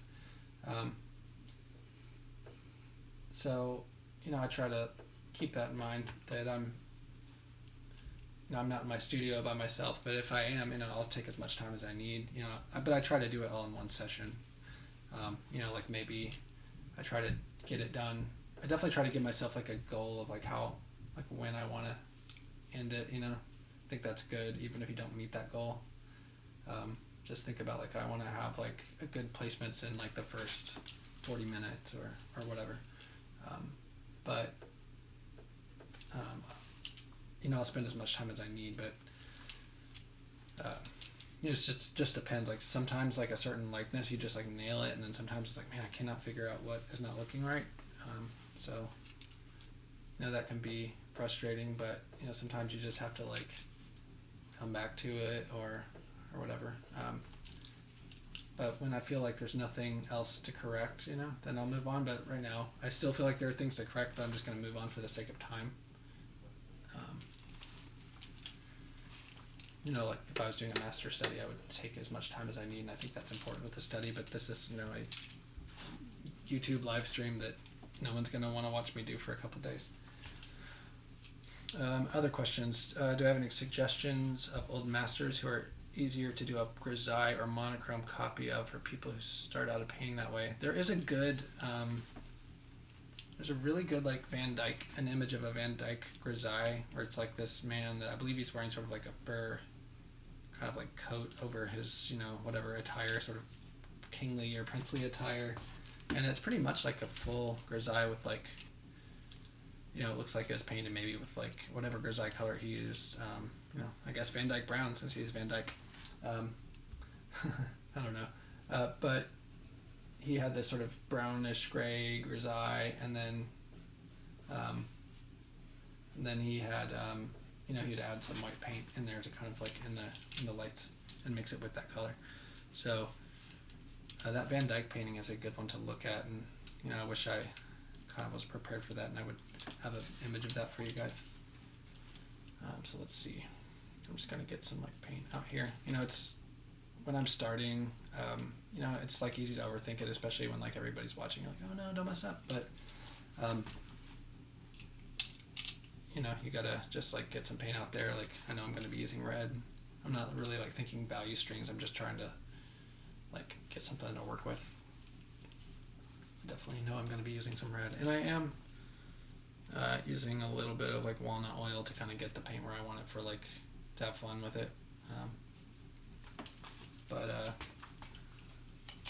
let me get a new paper towel here.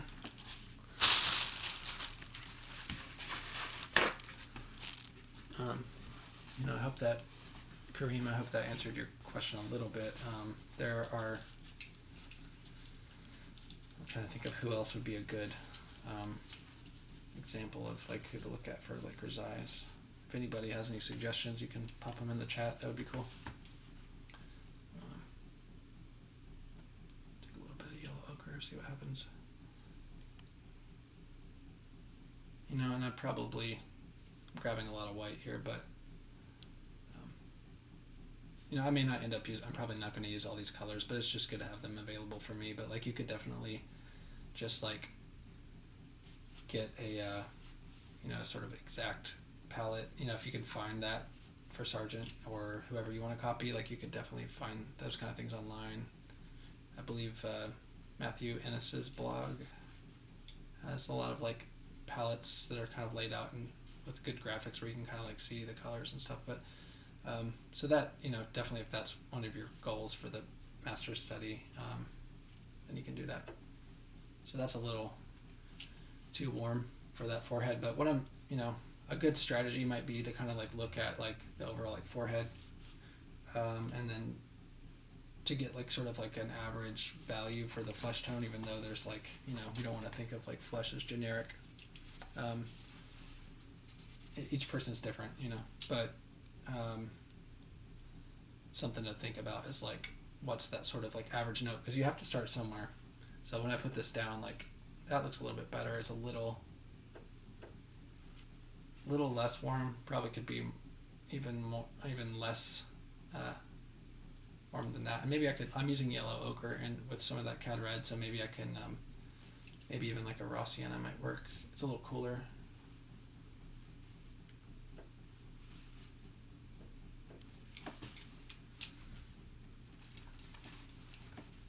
And it's going to look different. I apologize, but I don't have like a, don't have like a super expensive video camera. I'm just using the iPhone. So hopefully, this comes across okay. I know it's not going to be perfect.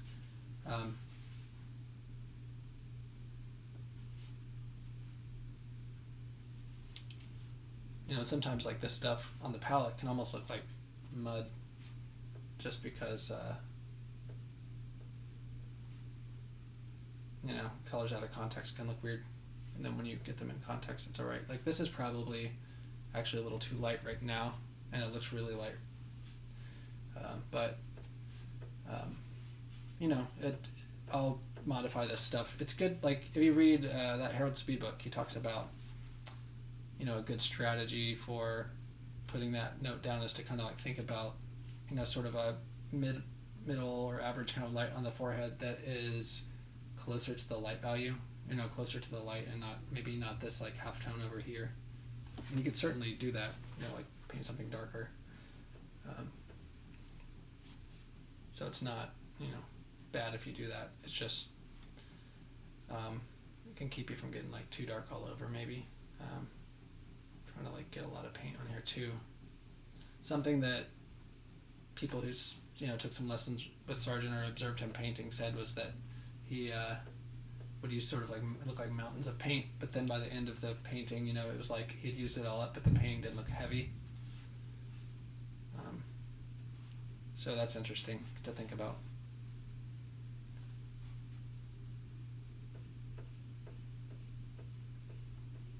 I'm just like thinning this up a little bit for now. Like I'll add more paint later, but just kind of trying to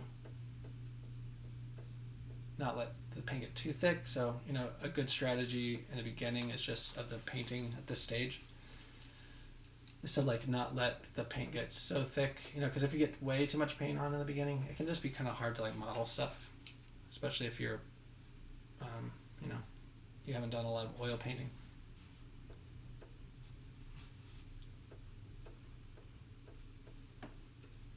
And I'm trying to think of like just the big masses of stuff. Like, I'm going to add more color in here. And definitely like some of this is a bit darker. Something that I want to look at really quick. Oh, Roberts, you can definitely ask a question whenever you want. Yeah, feel free. While you're doing that, I'm going to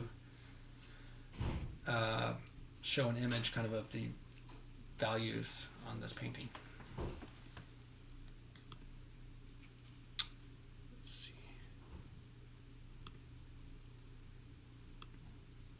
If I can get it to work.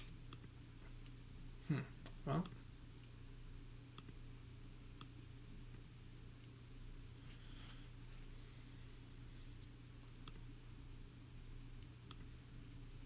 Well, we'll just look at that for now. For some reason the image I had for my, I kind of had some of the value notes on here, but it's not showing up.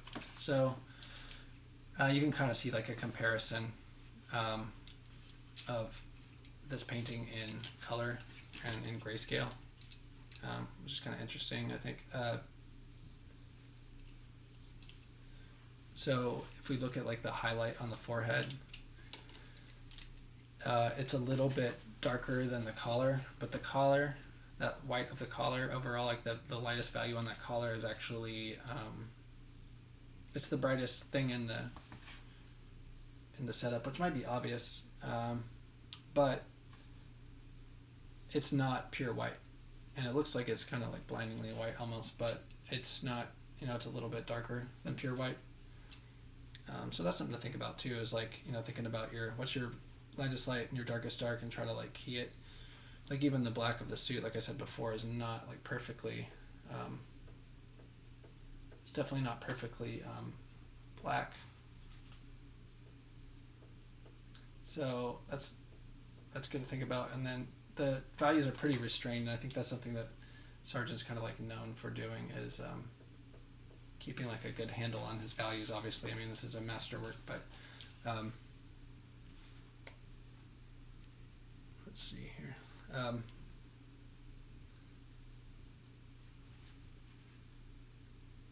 You don't want to like make, a lot of times like you don't want to think of like the white as being like completely white out of the tube. There's a color to it, and there's a temperature, and definitely a value relationship to the whole. But if you have Photoshop, like an interesting thing would be to take this painting in Photoshop and kind of like take the color picker and make little circles like I did, but it's not showing up for some reason. But you could take the little color picker and you could make a value statement, and kind of like see which values are darker and like how they compare against like a white surface versus like a maybe the background of the painting.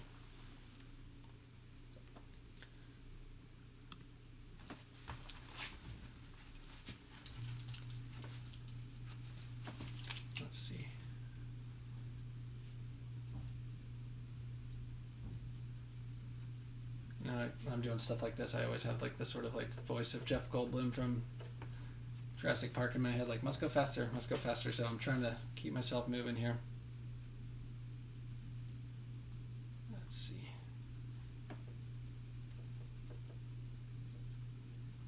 I'm trying to not let my paint get too thin either. I mean, I want it somewhat thin, but no, it's too bright. So something that's good to do is like squint, because when I'm looking at this, it's just like, overall way too bright. But right now I'm just going to kind of go around and make some notes so I don't get bogged down with like thinking too much about that and not moving around enough.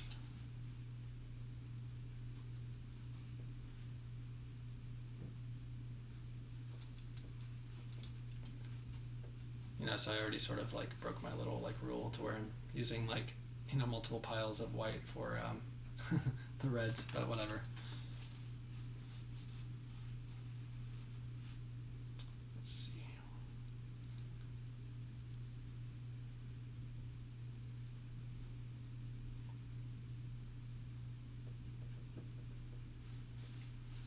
If you overstate the color, like I said, the grays will come, so just you can always kind of like kill that with whatever you need to. Kill the intensity of the color a little bit. That's a little too gray.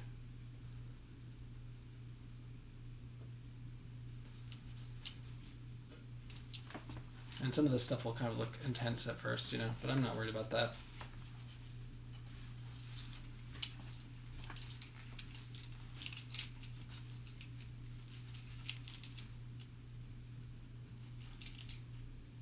Let's see what happens if we add black to alizarin, so it becomes sort of like a purpley blue, which is interesting.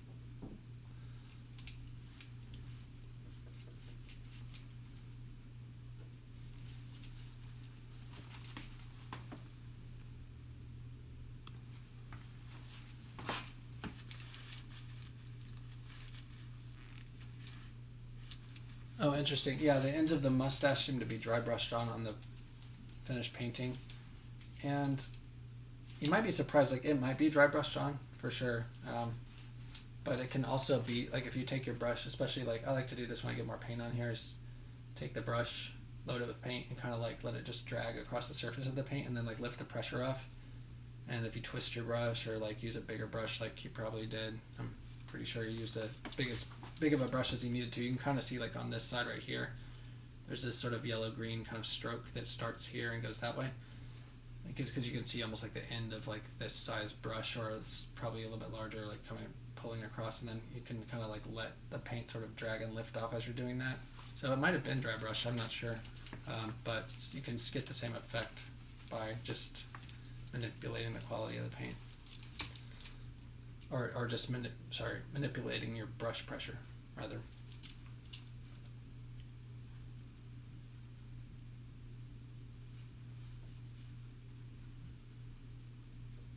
I'm gonna try to get this real quick, because I think that could be darker.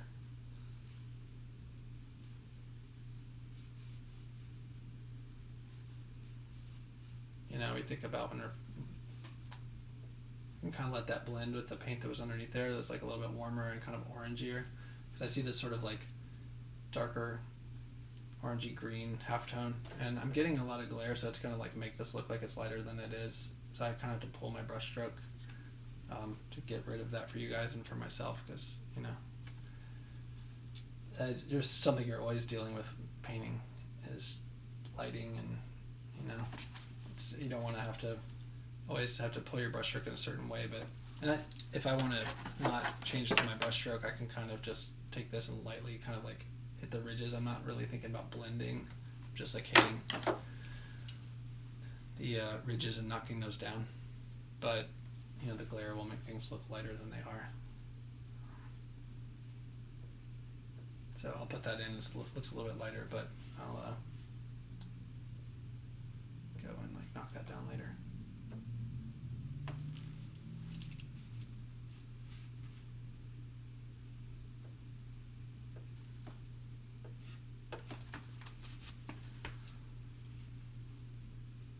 So this is sort of like there's a sort of a general halftone color here. There's kind of this like raw sienna kind of like temperature color, you know, with varying degrees of dark and light. You know, I can even take a little bit of that. Take some black, you know, if you want to do that. For being purist here. Like I'm pretty sure that Sargent probably put some black in that, you know, some kind of warmer color like raw sienna to get that that darker color here. It's got a little bit of black, maybe a little bit of blue, which, you know, black looks a little blue when it's tinted out, so.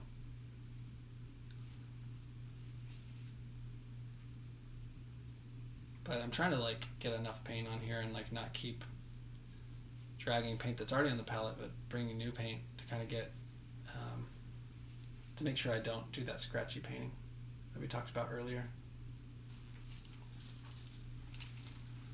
There's even some of this here, so there's an idea where you can kind of like paint on the eyebrows, kind of like paint the cooler color underneath the hair, you know, sort of like fleshy color underneath, and then like paint over that. So that's something I might try to do.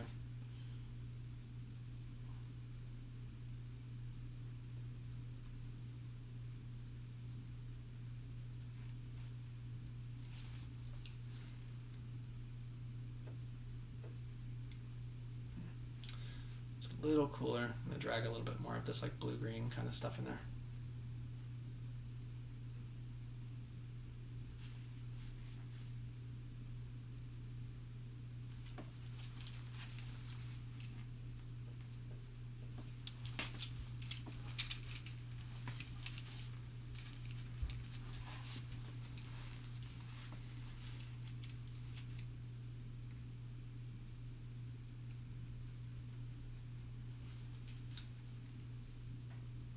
So I don't like how orangey this was, and I think it's like closer to this. It's actually like this note is a little bit darker than like some of this stuff up here, so it doesn't really look like it, but it's a little bit darker than like the average kind of note up here. Like it, you know, in context, like if you have a certain tone surrounded by darks, you know, there's that sort of idea of the law of simultaneous contrast, but just to simplify, it's like, you know, it's something that's kind of lighter will look even lighter when it's sandwiched by darks or surrounded by darks. So, so that's something to think about.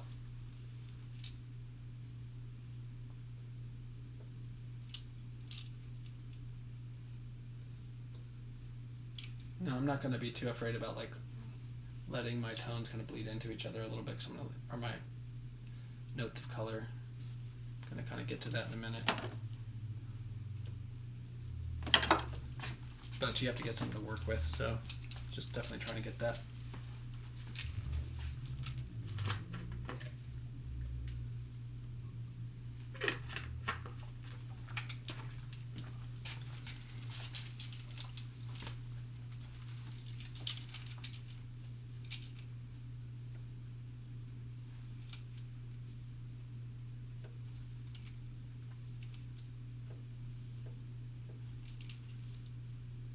Trying to bring some of this like value down, because I probably should have keyed the forehead a little, like slightly darker, just for the, you know, initial statement.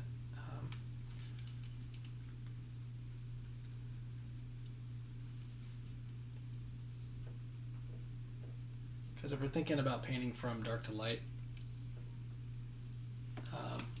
you know, it's easier to like kind of build from the dark and then add the lighter tones, so you're kind of setting up for like working toward the highlight.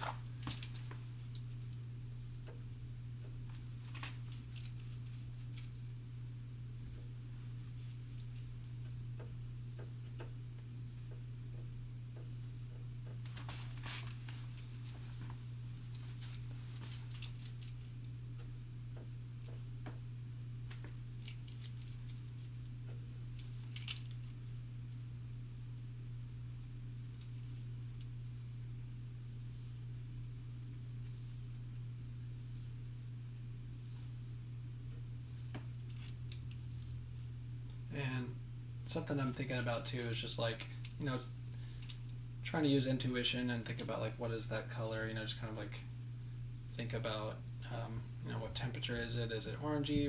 How orange is it compared to like something else? So I'm trying to like quickly get into that. Like right here, I see this a little bit more of like a scarlety tone compared to like how kind of like magenta pink that color is in relation.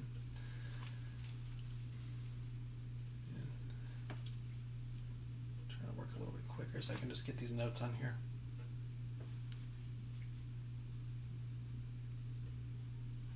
Got to get the raw material up there, and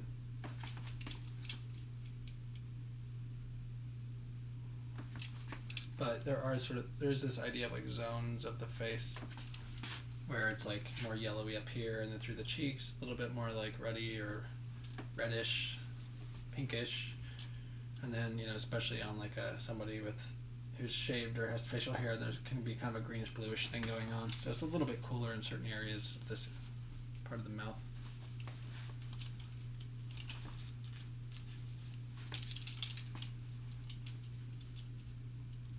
Let's see.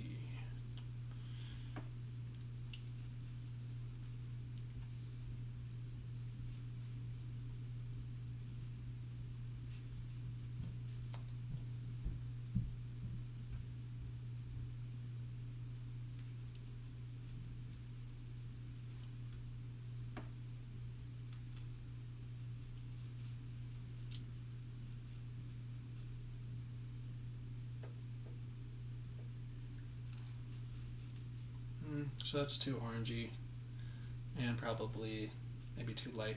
So I'm going to go over and grab some of this color.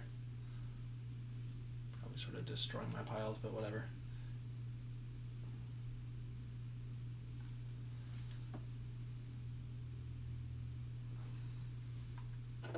It's annoying because I keep getting the glare, so it looks a lot lighter than it is, but you know. I'm also trying to hold my brush like, you know, farther back because it's easy to kind of choke up on the brush and get these like tight strokes, and you know, it's, if that's your tendency anyway, it's like you kind of have to realize what your tendencies are and fight against them. So I can get like a little bit more of like an organic brush stroke if I not try to hold the brush a little bit farther back, and if I mess things up, you know, I'll just go back and restate it. Definitely trying to think about the planes too.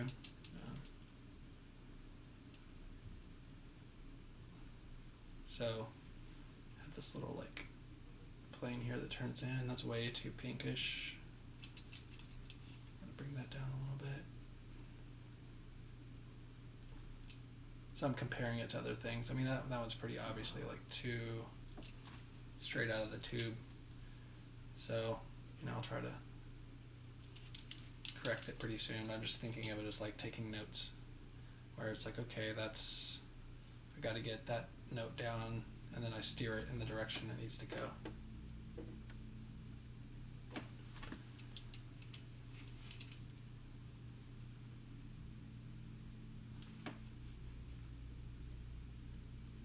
And that looks like sort of clown makeup, so, you know, I have to kill that intensity again. No offense if you're a clown by trade, sorry. That's too light. You know, so this is the dialogue that's going on in my head, like just trying to like think about this stuff, like, you know, is it too light, is it too dark? Is it too warm, too cool?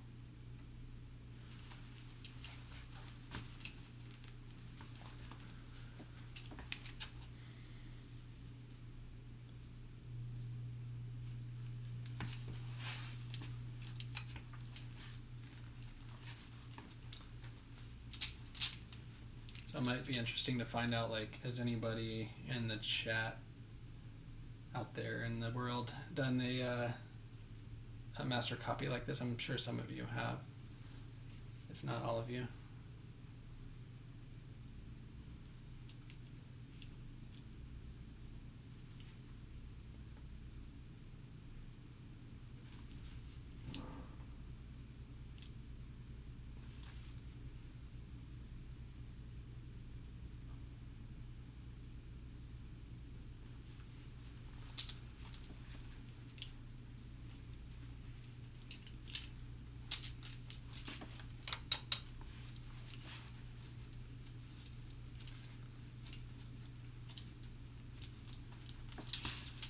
So the bad side of using this like tiny little palette is that I run out of space really quick, and I usually like have keep a lot more space on my palette to mix colors with. So I probably shouldn't have put so much white out. So we'll try to deal with that, but.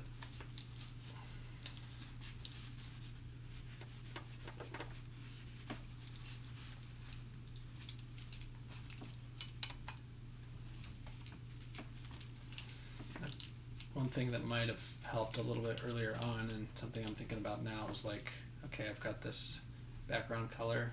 Now I could do it a few different ways. I'm sure Sargent probably used some black. I can try like even using like a version of my like grisaille color I had earlier, because I see it's like there's sort of this blue greenish thing with like this underlying warmth underneath it. I wish I could kind of point at the reference with my brush, but you can see it in front of you. So on the the right side of the image, it's a little bit darker, so there's a gradient from like left to right. It's a little bit like paler, and there's this sort of like greenish warmth, kind of gray greenish warmth. There are probably a lot of different ways to get it. Like I could take this black here and add, I don't know, maybe yellow ochre. I'm assuming Sargent liked to use black a lot, so maybe this is too light. Too dark.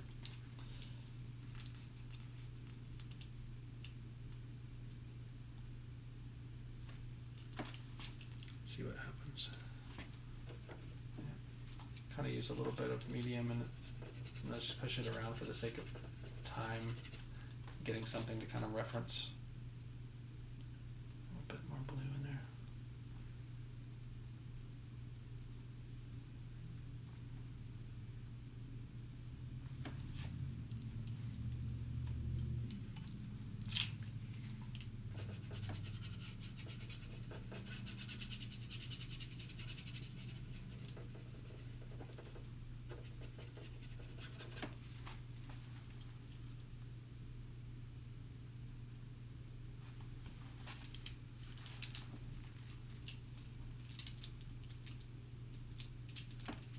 Oh, yeah, I'll try to like mention what I'm using or how I'm mixing, just because I know there's like a delay in, thank you, Barbara. I know there's like a delay in the stream a little bit.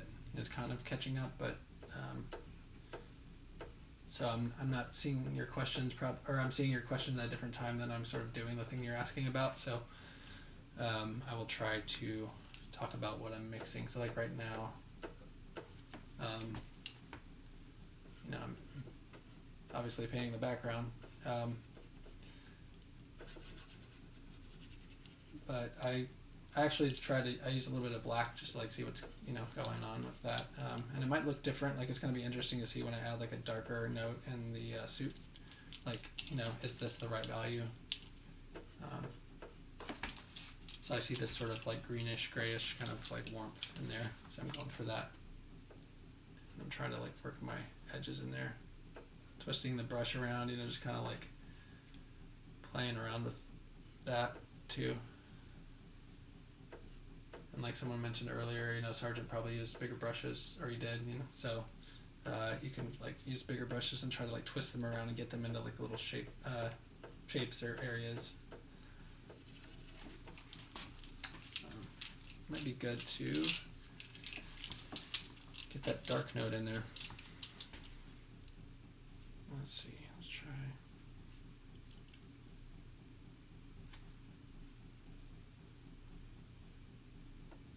You can mix your blacks or the sort of things that appear black. Like I do see there's a temperature in it, and that sort of greenish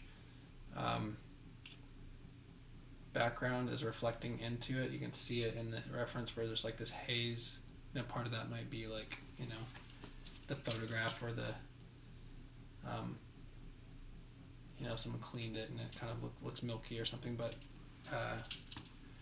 there is this sort of like greenish, grayish, blackish haze kind of like over the suit, and that adds like an element of atmosphere and gives it like depth and doesn't make it feel like a black hole, you know. So that's something important to note, is that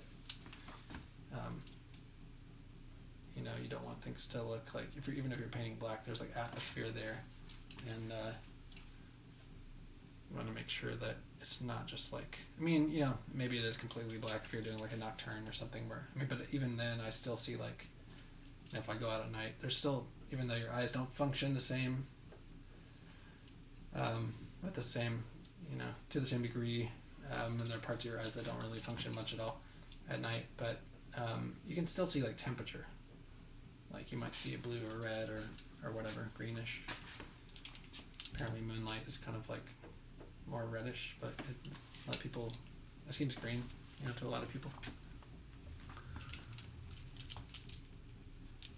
Yeah, sorry, Barbara. Yeah, I've got black down at the bottom, and then I mixed in some, I'll try to push it up, but this palette is so small, and I could, in order to, for y'all to be able to see the palette and what I'm painting without me being too far back from the canvas, I kind of have to have the camera right in front of me, and it's about as far back as I can get it. So I think this palette might be slipping down a little bit. You know, it's duct taped together. Sorry about that, but let me try. Moving it up.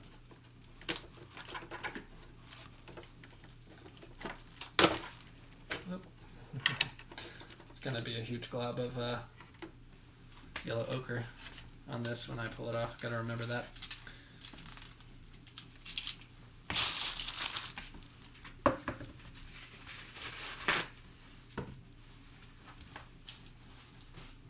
Let's see if we can fix that a little bit.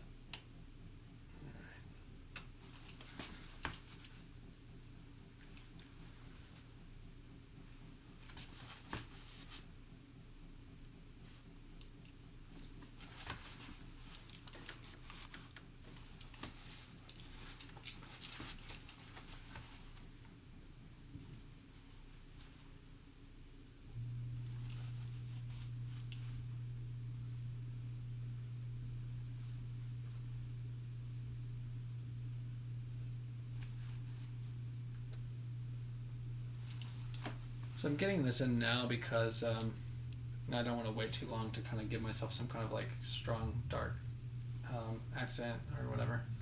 Just because now I want to make sure that I'm relating this to, or relating the other colors to this and vice versa. So, you know, it's something that's important to do quickly. Or at least, you know, within a certain time frame. You don't want to wait too late to do it. Kind of using a little bit of terp to get this moving, you know, because it's the first stage, or, you know, the first painting. I could do more layers if I was going to spend more time on this.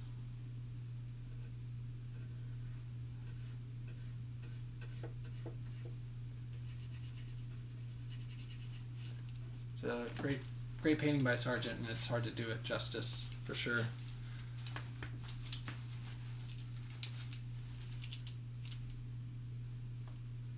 So down here at the bottom, since you can't see it, I'm just adding more raw sienna to that black just to kind of like get it a little bit more greenish. I just see it like this kind of greenish. I'm trying to like not over mix to where it's just like a flat sort of paint chip color. Yeah, so you can kind of see there's some variation. I want to leave some variation there so I'm not like killing the life of the color too much, you know. I'm gonna leave this thinner just for like the sake of time. Like I said earlier, it's I add a little bit of ultramarine in there, that mixture. I see it a little bit bluer up here. You know, so from doing a lot of color studies and things like that, it does help to like see these little subtle variations and things that would have seemed to be gray or murky black or whatever. Like I definitely see this sort of blue in there. So I'm going to add like a little bit more ultramarine again because it's still like not quite enough. You know, and if I push it too far, I will bring it back.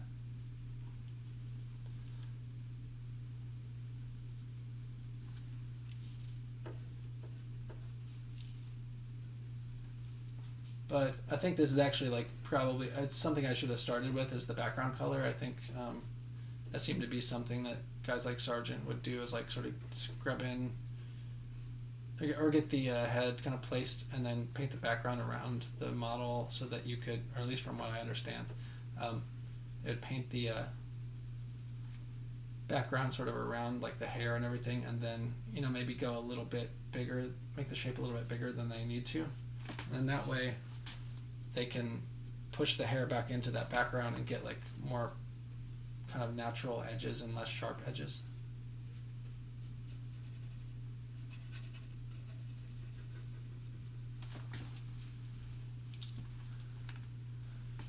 Hi Ron from Ontario. Oh, got Chris from Charlotte. Thanks for joining us.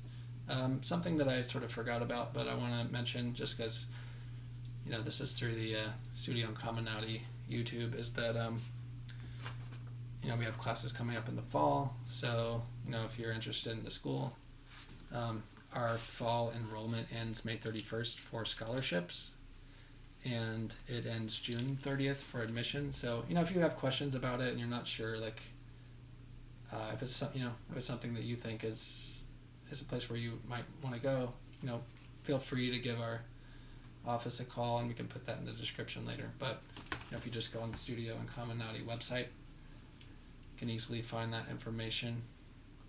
And don't be shy. Like, you don't have to commit to anything. You can just kind of feel it out. That's what I did. I took about a year before I could like fully commit because I had to. I visited the school, then I had to prepare and all that kind of stuff. Prepare for moving from, at the time I was living in Jacksonville, Florida, and had to move, all the way to Philly and kind of like start over again. So I made sure and did a lot of phone calling and like finding out, how things worked and just making sure it was the right place for me.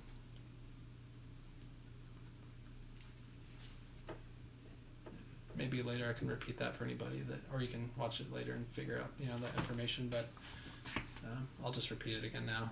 So the fall enrollment ends May 31st for scholarships, and then June 30th for admission.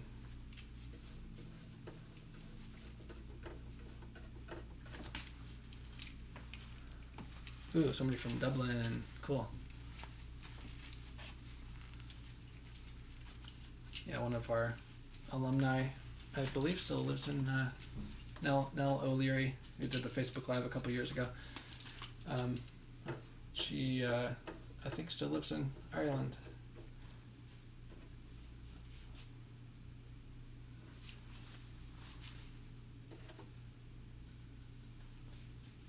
So I find myself spending a little bit too much time on this, so I just got to keep moving. And I'm sorry you can't see the bottom of my palette because that's where I'm mixing right now, but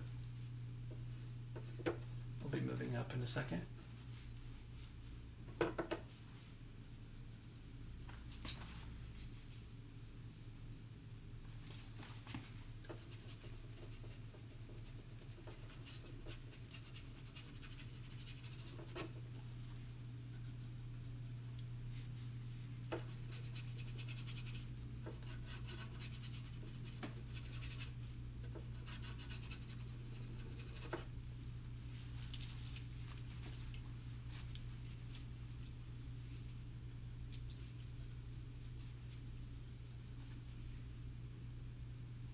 Yeah, if you just came into the stream, feel free to ask questions. Hopefully I can answer them.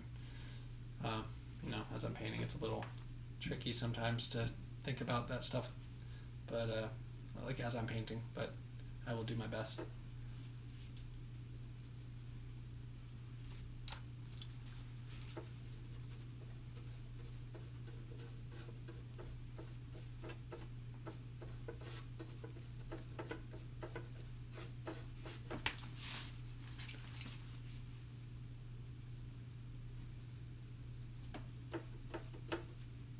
Sometimes you can just take a color and put it right in there, put it right on the canvas, for fun. I think I'm gonna move on.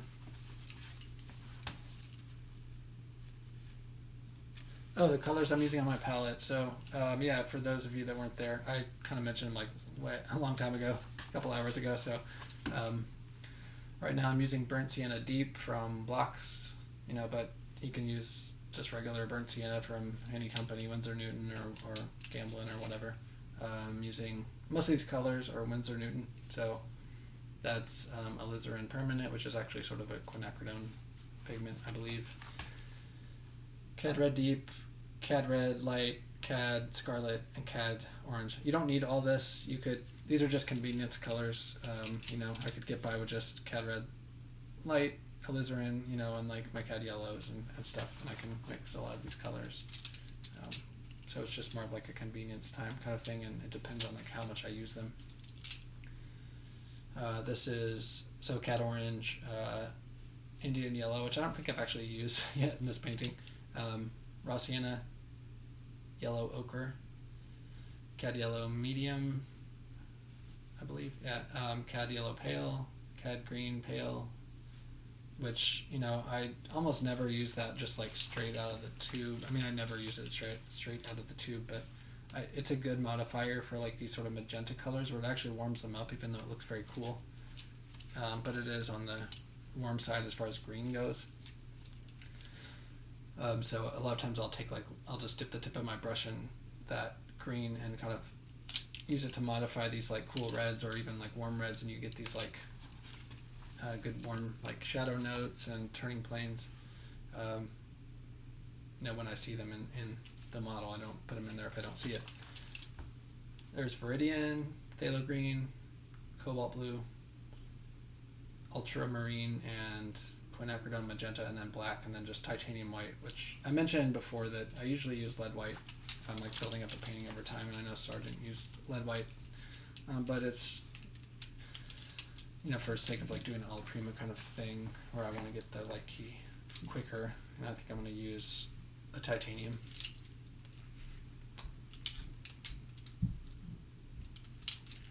Let's see. So it probably is helpful. Like if you can, if you don't have to talk and paint at the same time, it's probably helpful to like keep separate brushes for sort of like your lights and darks and things like that. Like use a lot of different brushes, and usually like when I end up using like a lot of different brushes when I'm painting, and makes it it's a pain at the end of the day to have to clean all those out, but I try to keep my colors clean, but it doesn't always happen. Let's see, this is going to probably be way too blue and too light, but yeah. So actually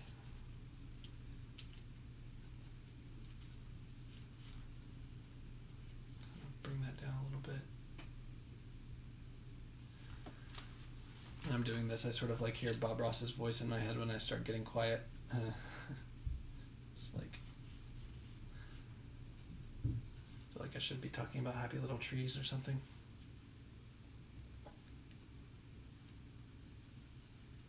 Let's see. So I want to bring that down darker. This is not this blue, so maybe I'll grab a little bit of this yellow and see what happens.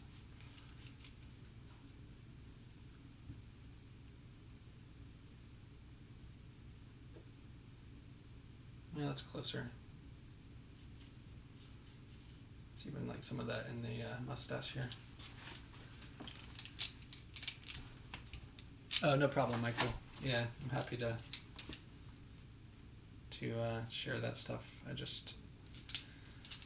It's easy to sort of forget that, for one, I started late, but also, not everybody was here in the beginning, and I always forget, like, there are a lot of live streams I want to watch, and I'm like, oh man, I forgot,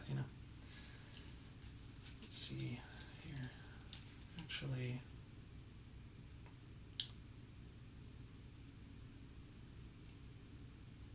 sometimes there's like a rhyme or reason to my palette where I'm thinking like, cool to warm and warm to cool, and like right now it's just like kind of like a lot of things going on, so I'm really just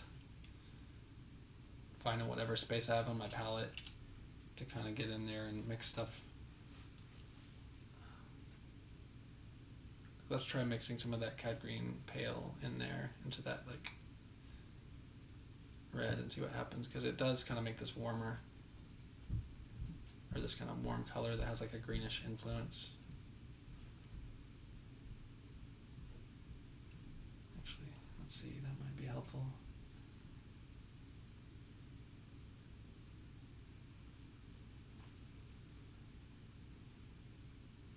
And you don't have to make brush-shaped brush strokes. Like, you know, this brush is, I've had it for a long time, and it's kind of, it's staying more in the sort of brush shape rather than, I'm not able to manipulate it as much as I did when I got it, so that's something to think about. I think I need some of that color down toward the chin. So, you know, I try to like not think of like everything as being, you know, if I see a color on the cheek and on the chin that's sort of similar, it's like it's not the exact same color necessarily, but you know, when you're trying to just like put in some notes and you see a similar color, like, you know, you might as well go ahead and put it in, unless you're doing like a color study where the point is to really like not use the same color and try to push yourself out of that symbolism of color, where you're thinking of like, you know, what I talked about earlier, we're thinking like, oh, white is white, and that you don't think about the influence of like blue or the light source or things like that. So, you know, sometimes if you see similar notes like I did with this color and that color, it's kind of similar, but it's, you know, there are different variations and values where one might be darker or lighter. So I'm going to take a little water break here, since we're coming up on 3 hours.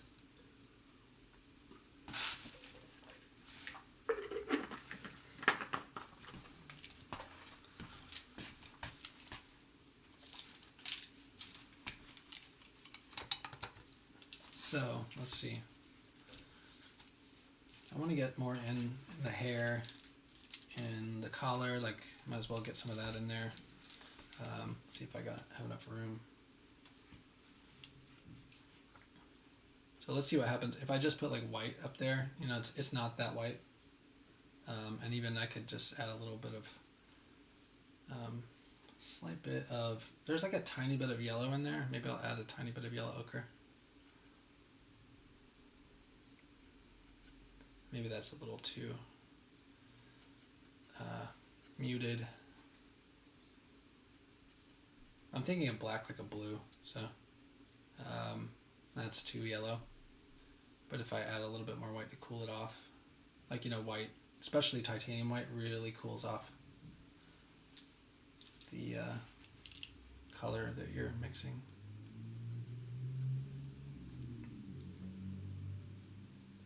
I'm kind of using more paint here because I know that part will be, you know, if I was, just from looking at the painting, I can tell it's like, there's a lot of like crusty paint on there, or at least like impasto texture, which is just like thick texture if you're not familiar with those terms. Really, I don't know why I'm choking up on the brush, but you can kind of like set your range more. So I did put down like some darker notes, and then I'm kind of putting in that white of the collar. And now some of this stuff, like it's a little bit more in context and doesn't look as light as it did before, which is nice, because for a second there it was looking a little light, but and some of that stuff does have to go a little darker.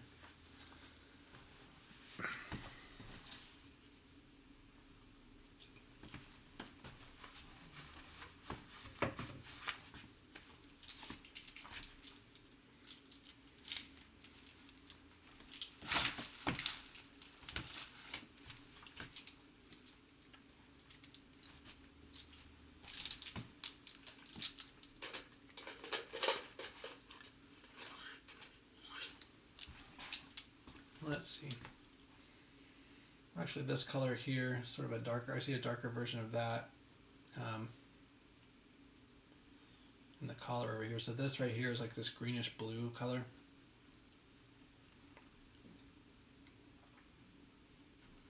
You know, I add a little bit of like cad orange to kind of like, I'll say gray it down. This is definitely a specific color, but if you know about color theory, you know that blue and orange are complements, and that sort of cad orange can kind of like just a very very little bit of it can kind of get rid of some of that,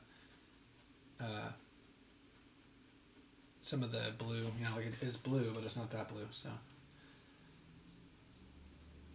and this is almost like a little bit greener, but almost like the value and color of the canvas. But once I get more stuff in here, it'll kind of sit into or fall into place.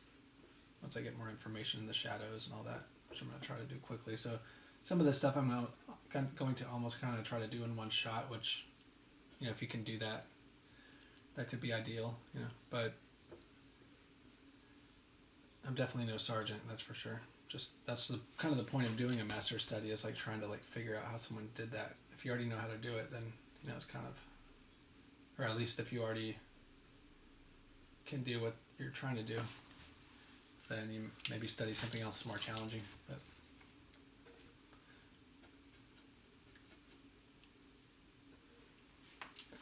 so some of this stuff I'm just gonna like probably do one pass on.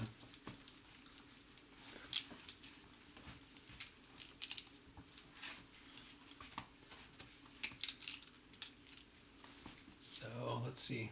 I'm gonna get some of the shadow stuff in, and also the hair. So let's see.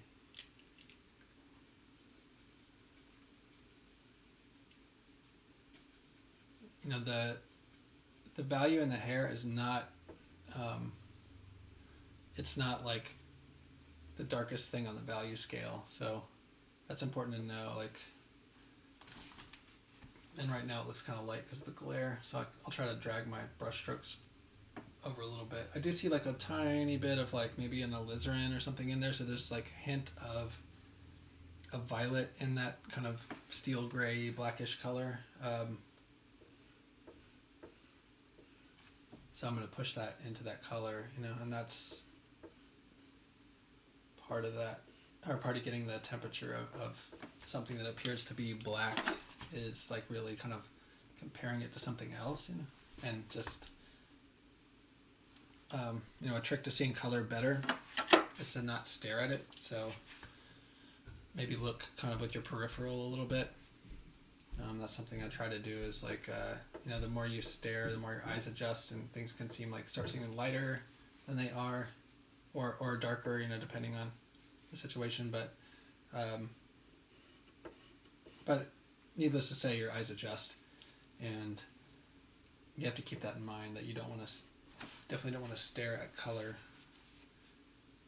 when you're trying to figure out like these subtle colors, because you know, it'll kind of work against you. I'm going to add, let's see, do you see a little bit of like a burnt sienna and these warmer notes in where the hair, right here where their hair kind of creates that wave kind of thing. You know, I could use like a little bit of the underneath for that too, but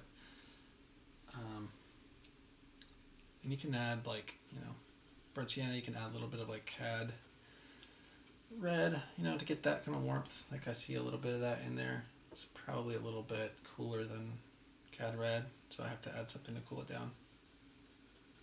You know, when I'm thinking about this stuff too, I'm thinking like, okay, it's sort of red-ish, or, you know, ish is a word that I like to use to think about this stuff, because it's like these colors can be sort of like unnameable almost, or, you know, they're kind of a blue, but like, how do I make that blue? So it's good to kind of like get that ish into your mind, so you can maybe it'll make it easier to find the color without putting so much pressure on yourself. Let's see. And here I'm mixing down at the bottom of the palette again, so I'll try to bring that up a little bit. Sorry.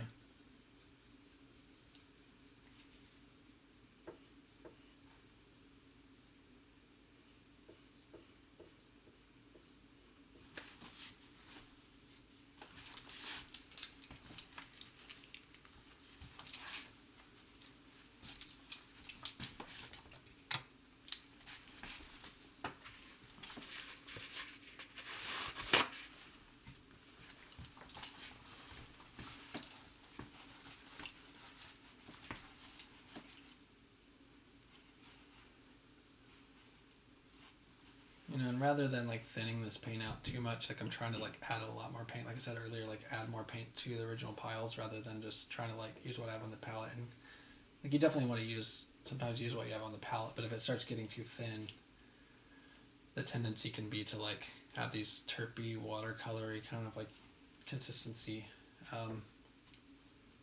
piles of paint, which just ends up being like either too slippery, you don't want your paintings to crack later either, but could be too slippery and too dry and scratchy, like once you kind of get a little bit more, or push the paint around rather.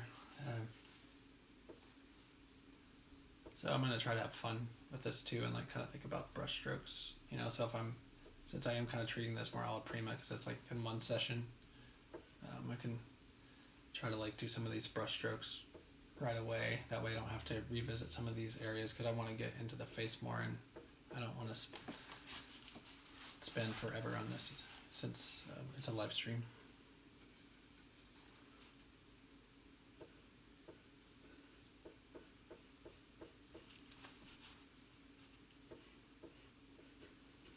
I might just like sort of break up that shape. I'll come back to that later. Kind of like went a little overboard with that shape there and got kind of cut into my dark shape.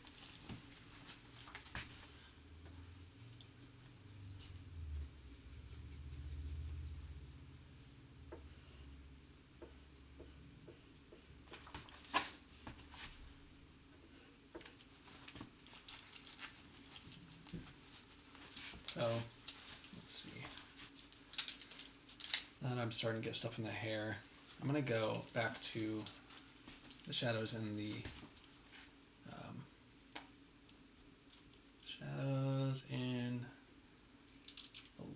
skin.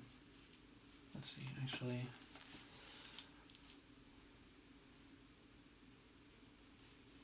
So I'm taking some, let's see, Cad Red Light, I believe. It's kind of a cooler red in here. So that's a little bit of like an overstatement. Maybe I'll add a little bit of, I add some blue in there, but maybe I'll add a little bit more of like a Viridian, which green is like a complement of red. Kind of can kill the intensity a little bit. I'm going to overstate this a little bit.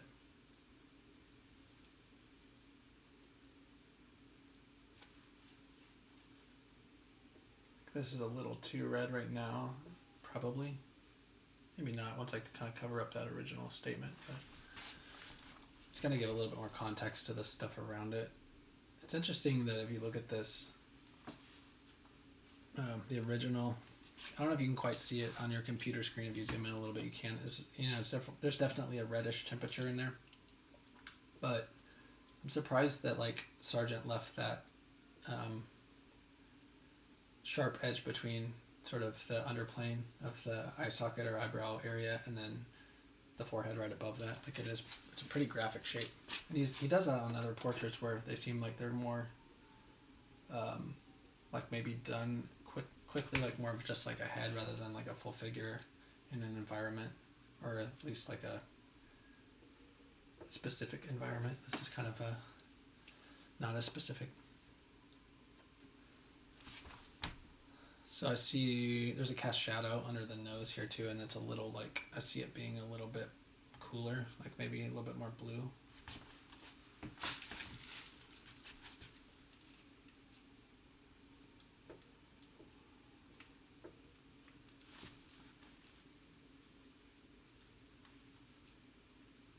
And same thing on the side of the nostril right there.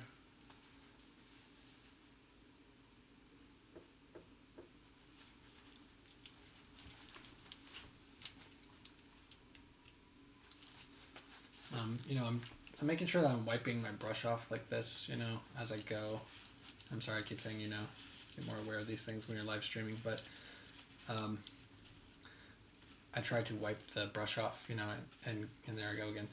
I try to wipe the brush off so I can get the paint off in between brush strokes if I'm trying to get a cleaner color, a different color, or a variation without having the influence of whatever I just put on the brush.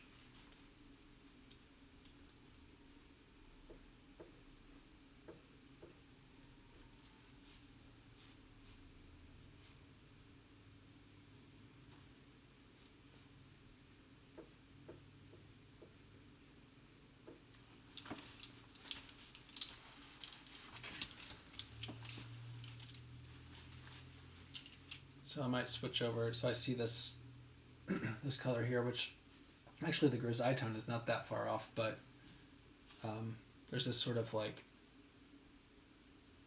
orangey warm color with an influence of like a greenish blue maybe or something. So let's see what happens. Maybe I even add in a little bit of that burnt sienna from the grisaille.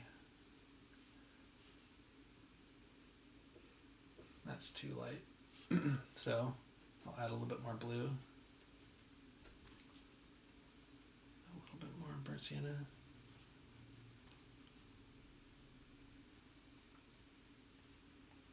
You know, sometimes you can like really try to push the warmth in these notes. You know, if you see a warm note, like don't let it go too gray. And then by contrast, like right under there in the tear duct, we have that really sort of scarlet color. I'm going to use a smaller brush for that just so I can get in there a little bit better.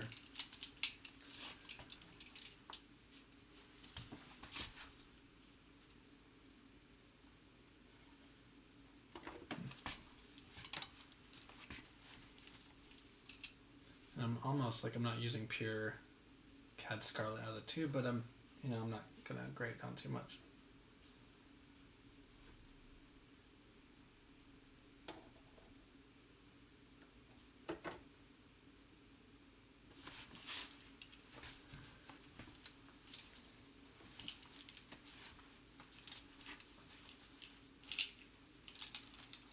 Let's see.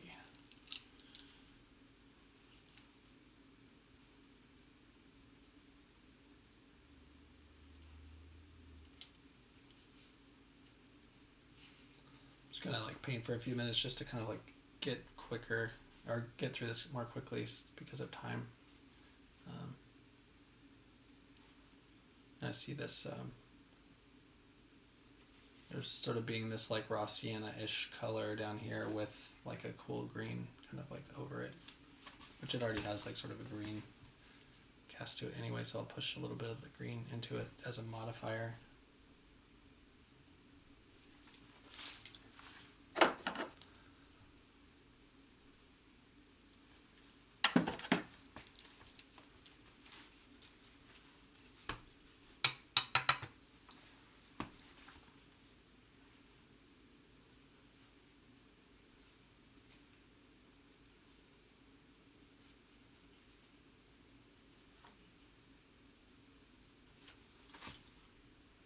So I've got this like cad scarlet, I'm mixing some blue, and it actually kind of makes like a darker warm. It's like it's more on the orange side, so I'm trying to find this shadow note behind the collar. It's probably way too thick for a shadow note, but gotta kind of clean that off a little bit.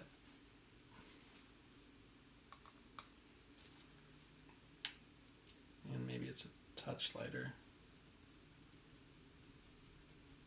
So the thing about this painting is like the values are like closer than you think.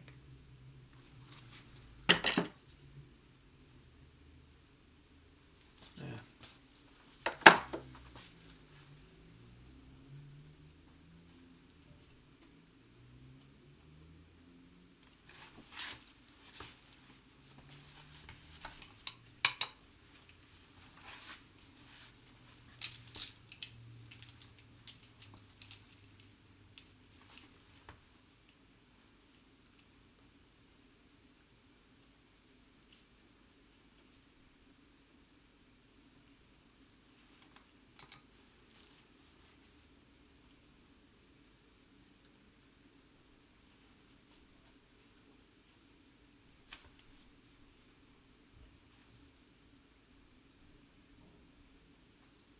Add a little bit of a touch of like cat orange, just because I see there's just like orangey warmth in here,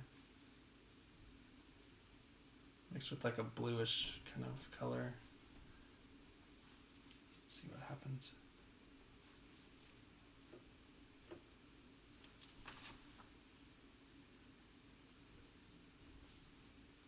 Probably a little bit more chroma in there actually. In this area there's like kind of this orangey reflected light kind of bouncing in there, and then as this wraps around to the jaw, that sort of angle of the jaw, then I start seeing more like the cooler notes as it turns under, away from the light a little bit more, or it starts turning toward the black of the suit, and it's like bouncing up into it.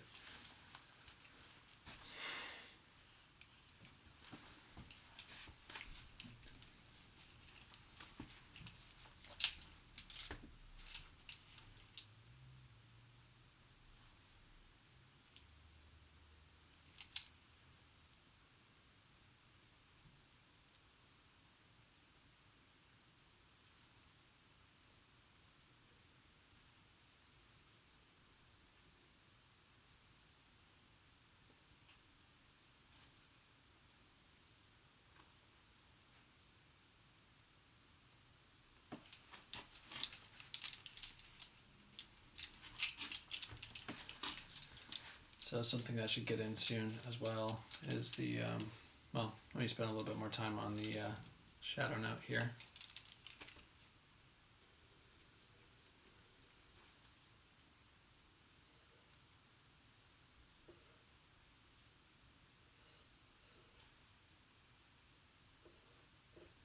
But then I should get a little bit of that mustache in there. It's always kind of like easy to be doing this kind of stuff and then kind of forget that something hasn't been put in there yet. Like, you know, I'm kind of pulling up in the eyes. There's a lot missing, but that sort of mustache area is one thing that needs to go in really quickly.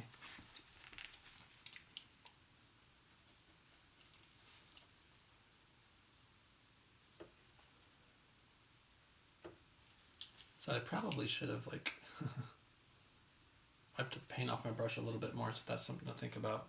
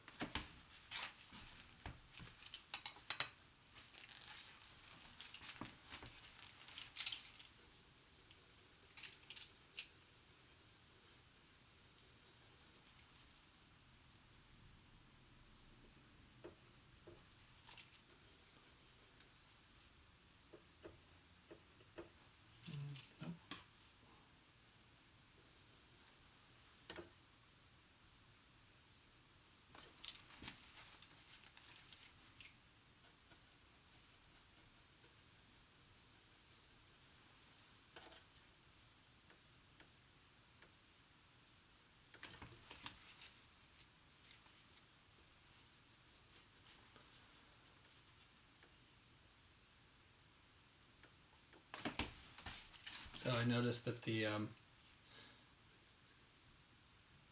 halftone's not quite like melting into the shadow enough. So I'm trying to get that going, because sometimes, you know, that's definitely where like things can get a little flat, as if that halftone's not dark enough. And, you know, I need to get more paint in the shadow, that way I can let that shadow kind of melt back into the halftone as well. So let me work on that real quick.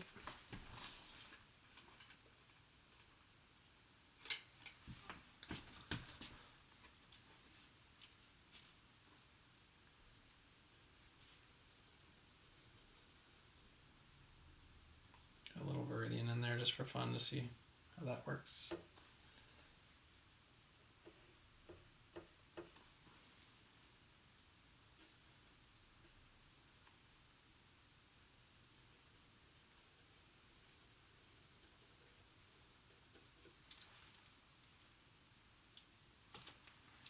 Oh, the name of the painting? You know what? I don't remember the name of the painting, but I could put it in the description later. Sorry about that. I will definitely try to get that to you after this.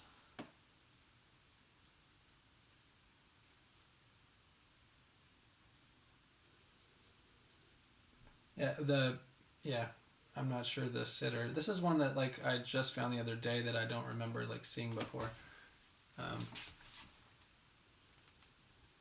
But I really like this image because it's like, you know, a lot of times Sargent's portraits are kind of in these darker environments, and I kind of like this one, even though it's not the highest key painting, but there's a lot of like brighter color in the skin, which I like.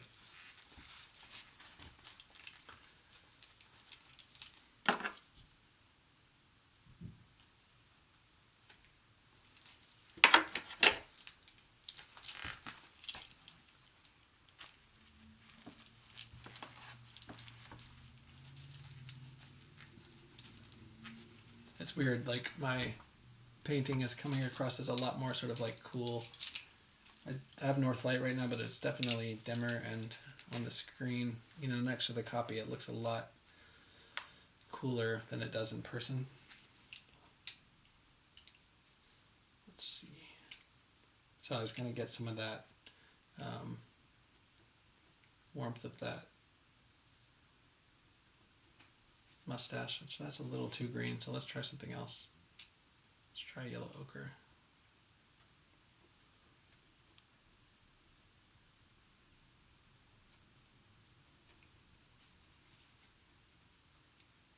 Maybe a touch of that.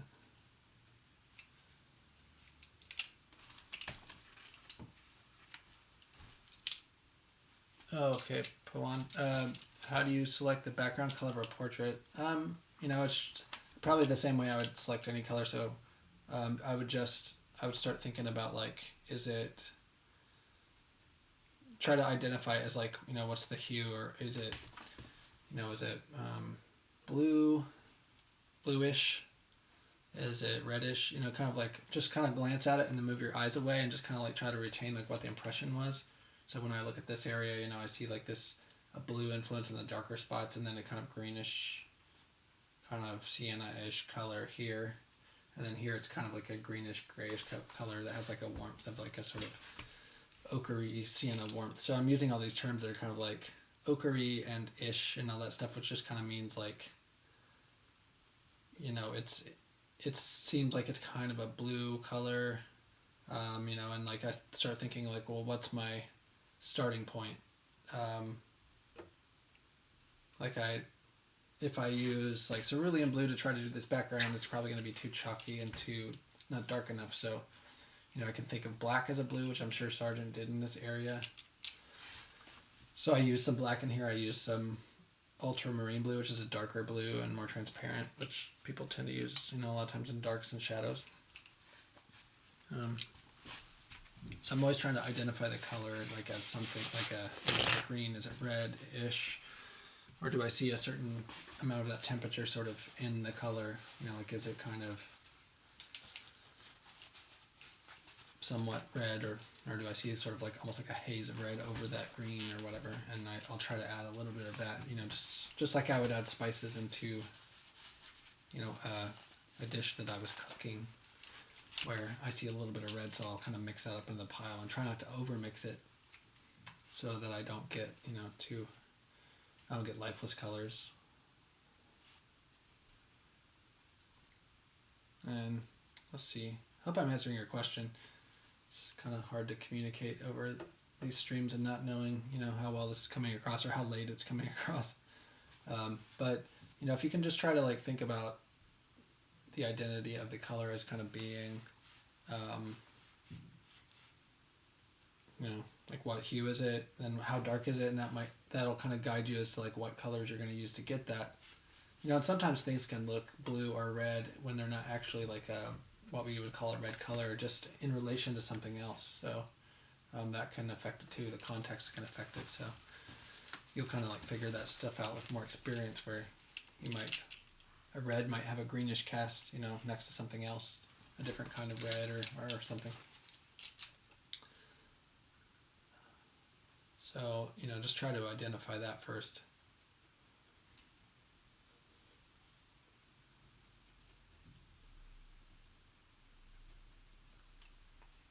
Let's see, so that's a little too blue. Needs a little bit more warmth. There's this sort of like cooler light bluish green in this, and I think I'm going to pull a little bit more of that in there. Ocad Scarlet maybe. this area. Push a little bit darker with the ultramarine blue. I don't know why I have a hard time saying that when I'm doing this stuff, but oh well.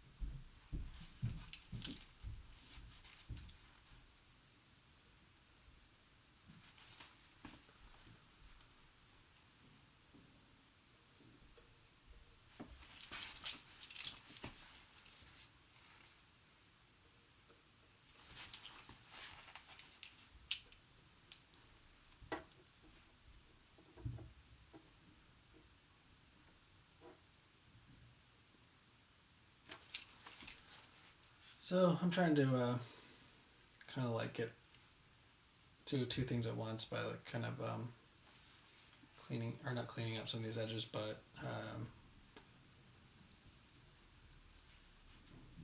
soften up some of the edges here.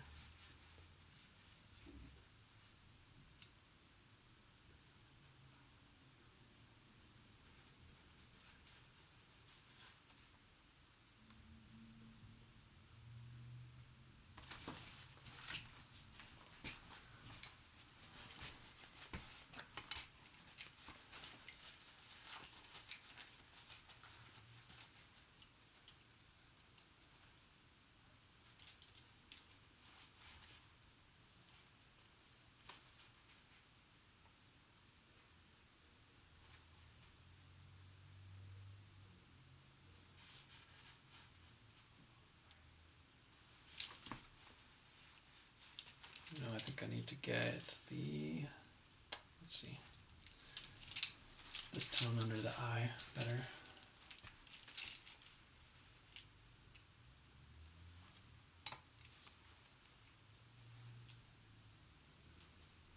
Got a little bit too much to it, but you know, it happens.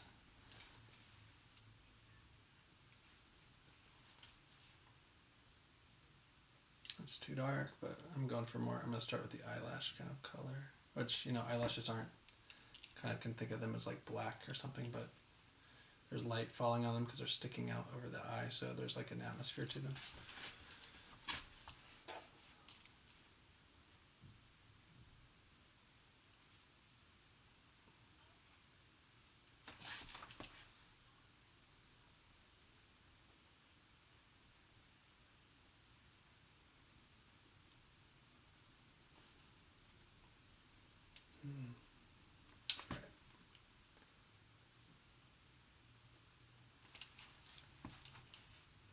So I see this sort of like, I don't know, kind of an orangey greenish color under here, so.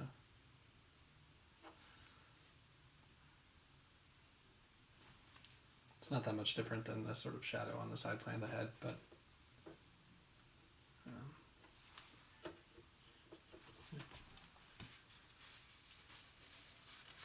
yeah, I'll try to, sorry, I don't have, I mean, I found the image, you know, via Google and Pinterest and all that, but I will try to post that after this so that, you know, you can follow along, or try your attempt at it too.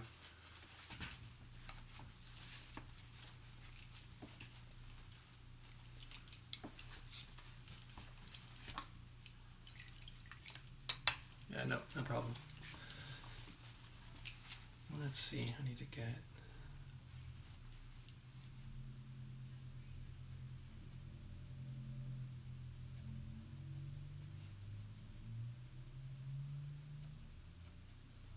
I'm getting a little sloppy here, but that's okay.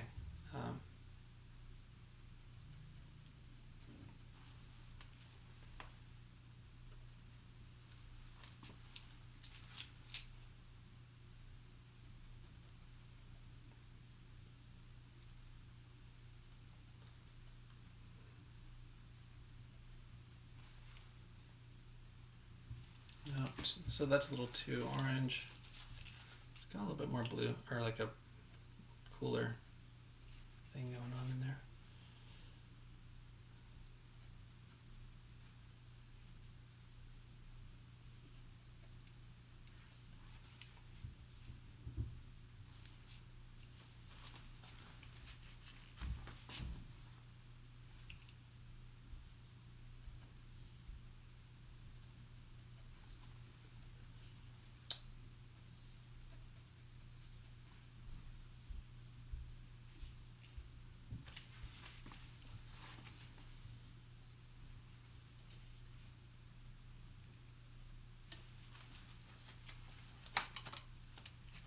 I can always sort of push that note around, but I want to get it in there because I want to see if that forehead, the forehead sits a little bit more into place once I do that. I think is important to get in there.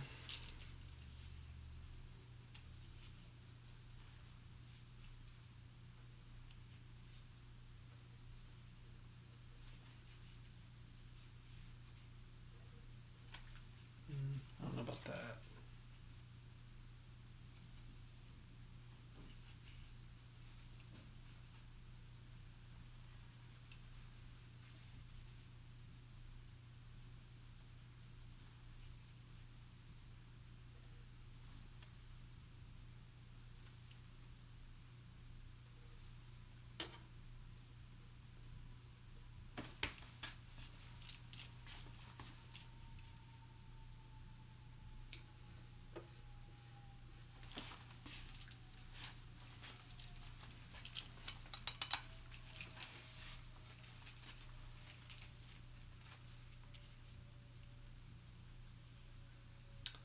If anyone has any questions, you can throw it in there. And thanks for those that are kind of helping people in the chat, since I'm not able to get to the questions right away.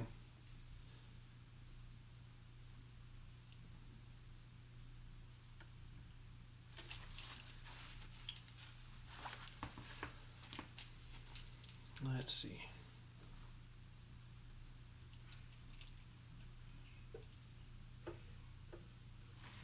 Yeah, if you weren't here earlier, it's a little hard to see. I have to keep altering my brush strokes because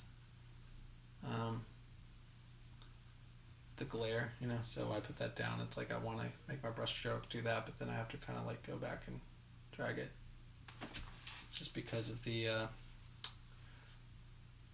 paint built up in the glare.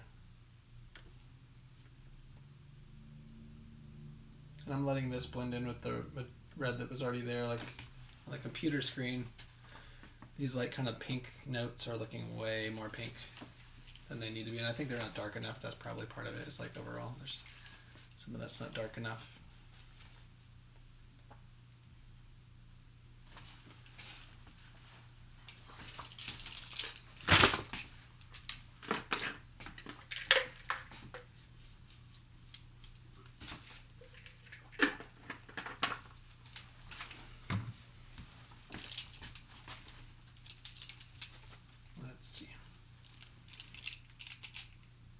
Some of this, trying to get a deeper kind of reddish color in there because let's see, this is probably still going to be too pink, but we'll see what happens. That's better. I'm trying to think about these planes wrapping around the cheek like that, and it's just a little too light all over.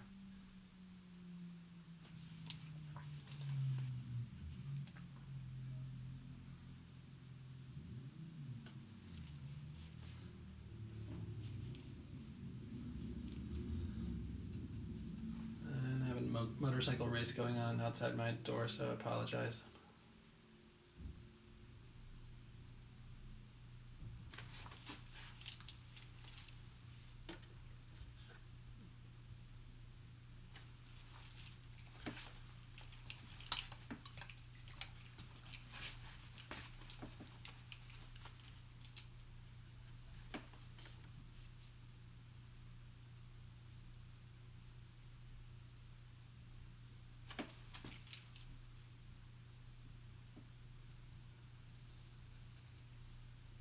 I'm pushing a little bit of like ochre into that color because I want to get this down here.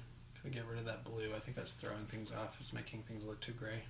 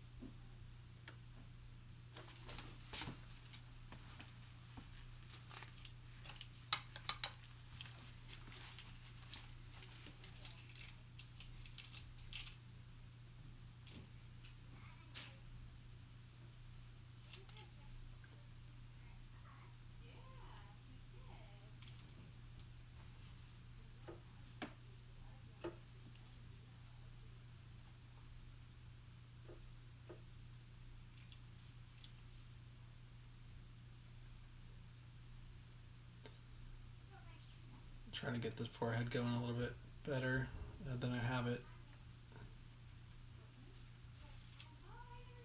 Yeah, it's a little undeveloped compared to some of the other stuff, so it's just strange how these things are coming across on a computer monitor where they're a little bit grayed down looking, and the pinks are like just looking ridiculously pink.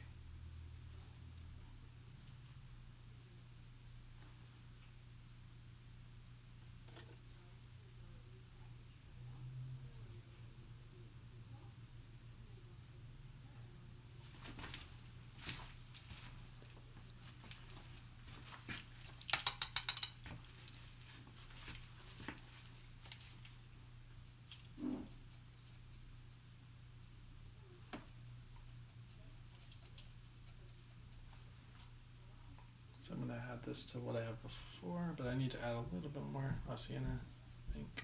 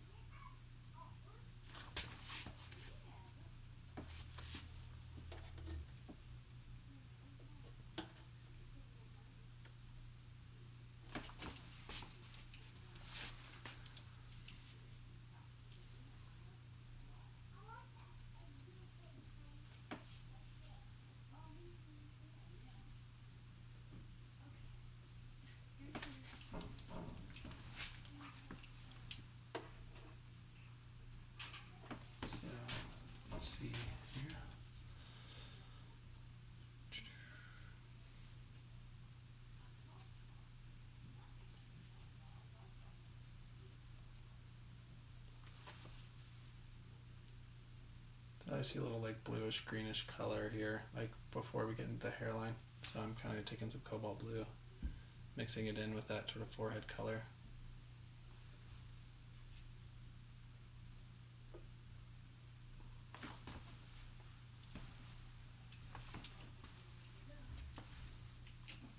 Let me see if I can kill the glare so it doesn't look so bright.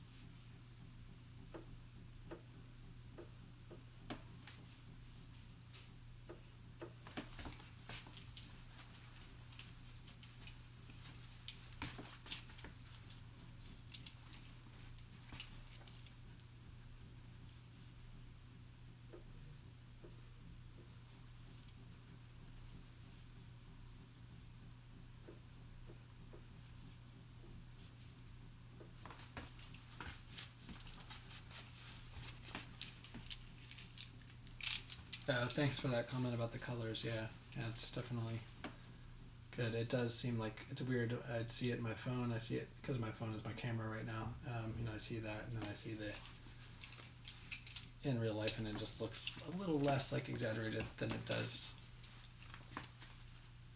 It looks a little less exaggerated in real life than it does on my monitor. I mean, yeah, on the monitor and probably on YouTube, obviously. So it's too bad, but it's good that it's helping you see that. Hopefully, this demo is helping somebody.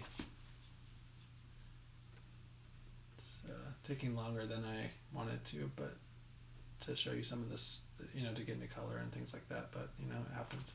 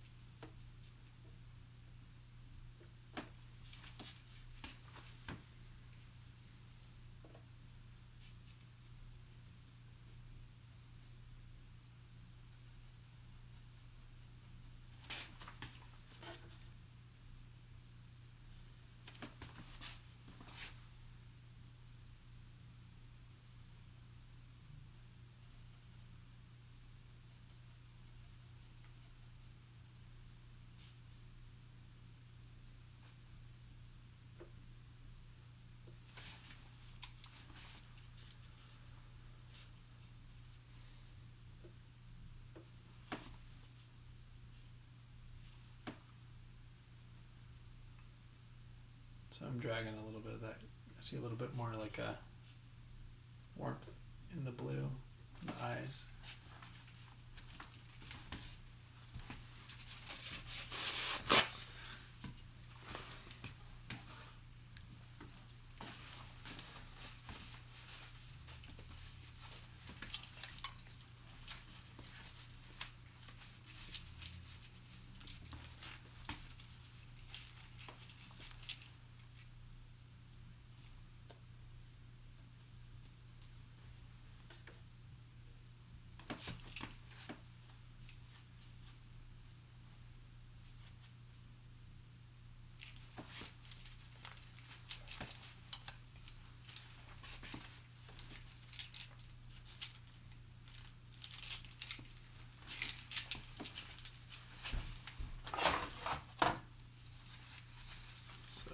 I already used up all my raw sienna.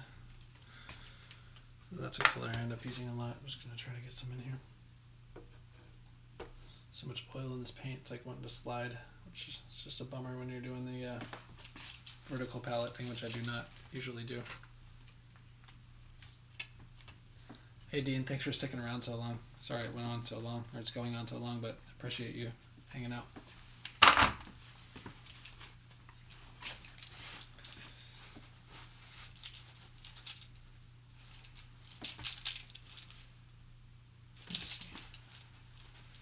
Yeah, I'm definitely gonna try to wrap this up in a little bit, just so I'm not going, for 4 hours.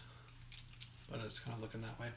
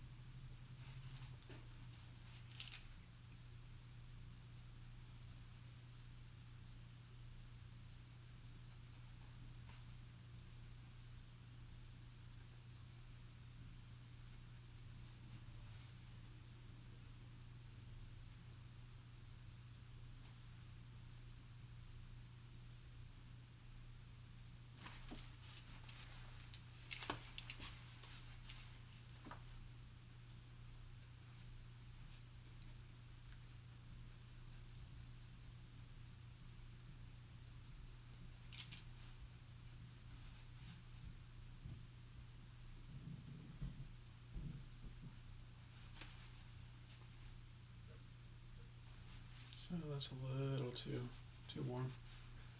Maybe I'll like go over that with the cooler. That kind of greenish, lemony kind of greenish color that's in there.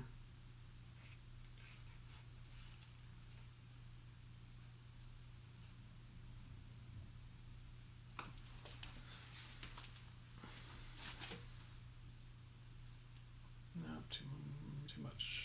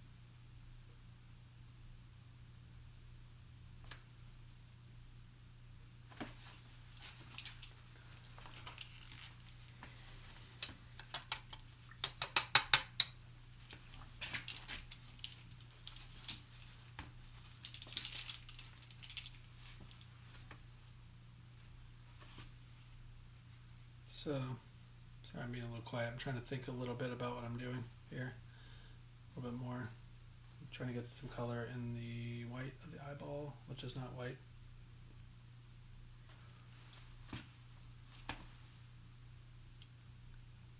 It's got a little like of a pinkish, kind of yellowy, greenish, or orangey maybe color with like a little bit of a, it's like yellow-green kind of thing going on. On this side, there's a little bit more warmth on this side.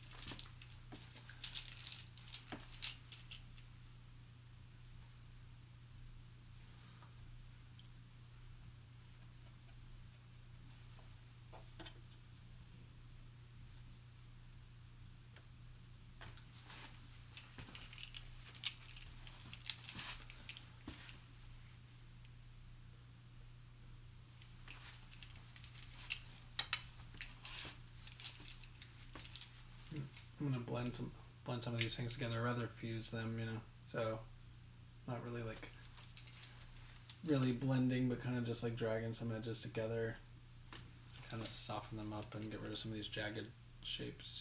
Actually, it'd probably be a better idea if I had a drier brush, clean brush.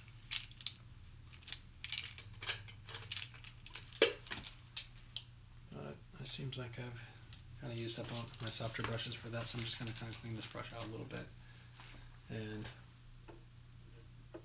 kind of pull some of these edges together a little bit.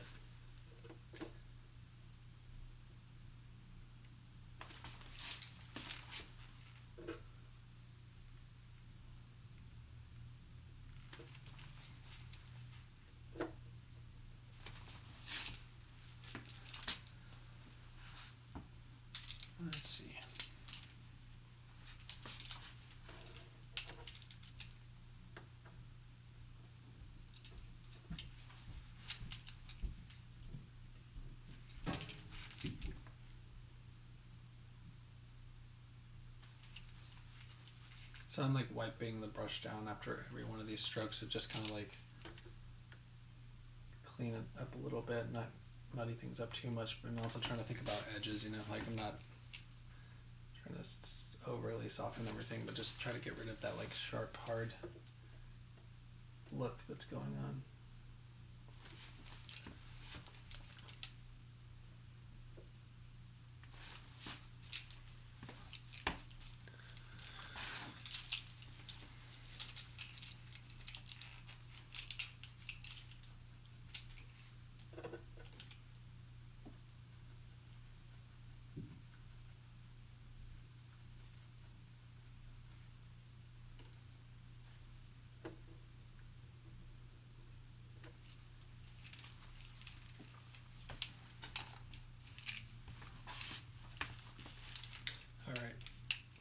That.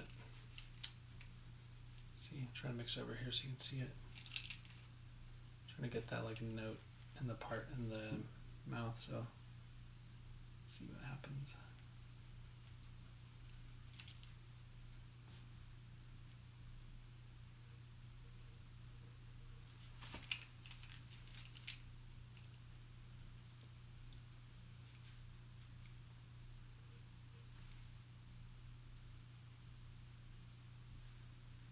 Definitely don't want it like full strength. It's like a little too,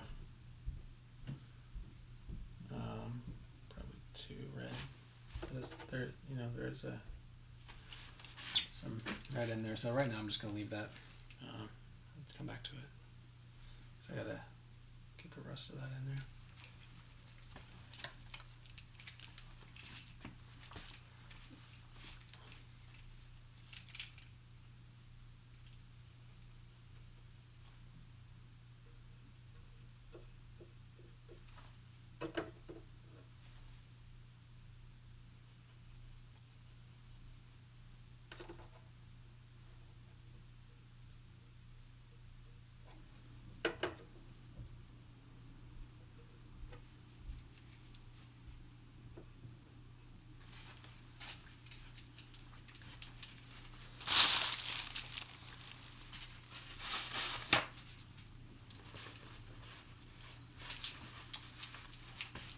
The different.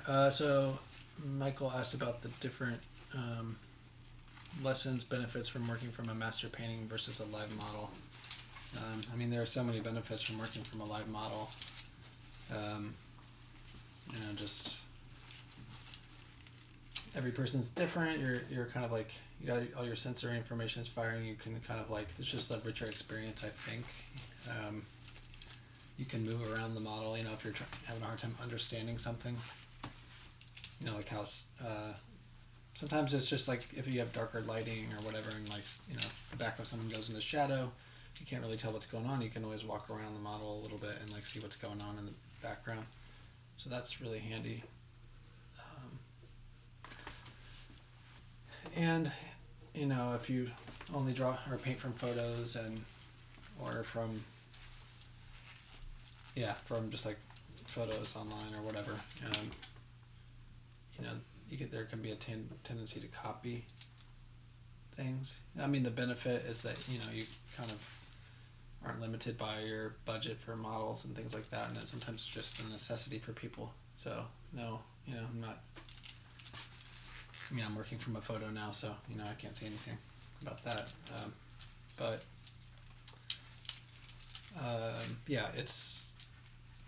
There are benefits to both, and the photos kind of can be good for capturing things that are not easy for a model to hold for a long time.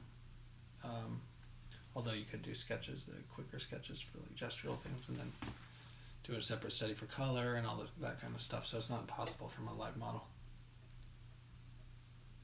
But it can be good for like extreme movements, or just if you don't have access to, can't afford models, you could still draw and get something out of, or draw or paint from photography, and you can still get something good out of it. So, but it does, like, I do recommend like getting experience painting from life, because it really helps you more if you understand painting from life and you can know how to edit the information. Like, it's important to edit what you see and not just, there are drawbacks to photography, just like distortions in the image and the color. There's a lot of color information not there generally. Like, the good thing about looking at a copy or master copy is that, like, they're generally, like, if they're from a museum or something like that, they're generally photographed well, and the artist has kind of interpreted the color for you, so that can be, a plus. It's like you can kind of like learn how to do stuff and kind of get a better color sense by looking at the way the artist interpreted it, if they have good color, and then you can kind of absorb that, more directly, because they've already done the editing for you.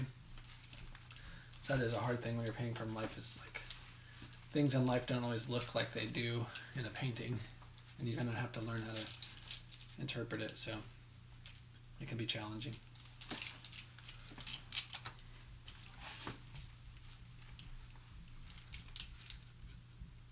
There are so many more like benefits and challenges for that, and I'm sorry if, I'm kind of trying to get some more information in here, and I just a little tired, so I'm trying to get farther on this. But I hope I sort of answered your question.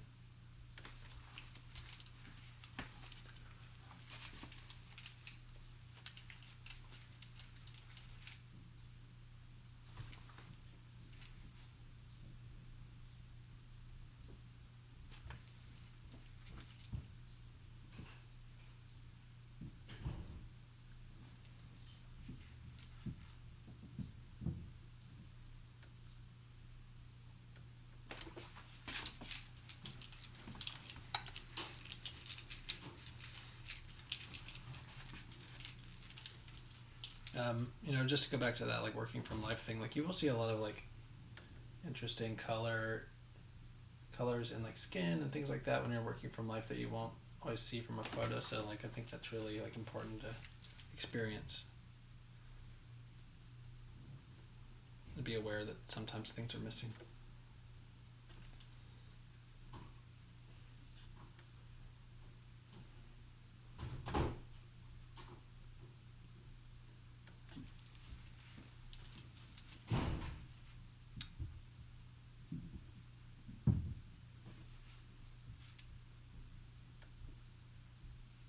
Try not to blend this too much, but it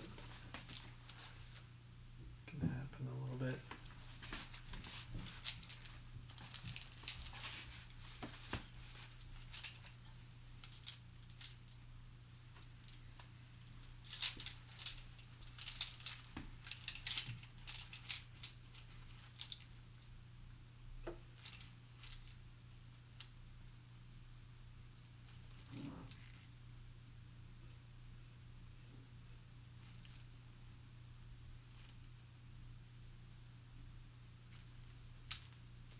Sometimes when stuff like this, like some of this is getting a little flat, and when that happens, a lot of times it's because there's like I'm not seeing those like little turning planes, like right here above the eyebrow there are some like little slightly darker notes and chroma shifts and things. So I think it's just looking on the edges of things for like one more little value can really help.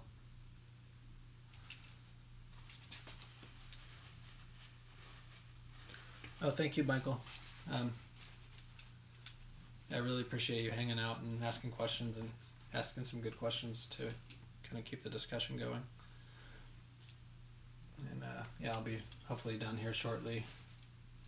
I'm trying to kind of like tie up some things. It's definitely not going to be a perfect thing here, as you can probably tell already. But sometimes you do these things and wish you had a little bit more time to do them, but I also spent a lot of time on this already. So.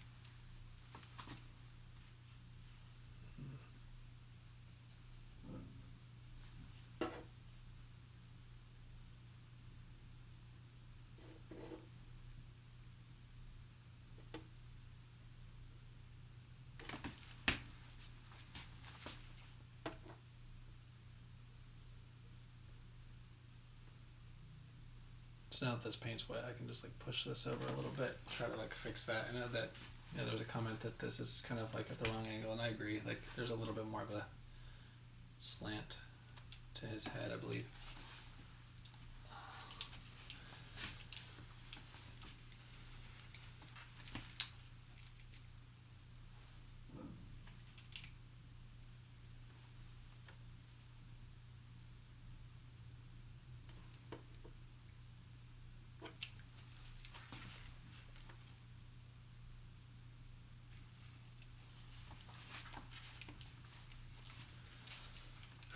Man.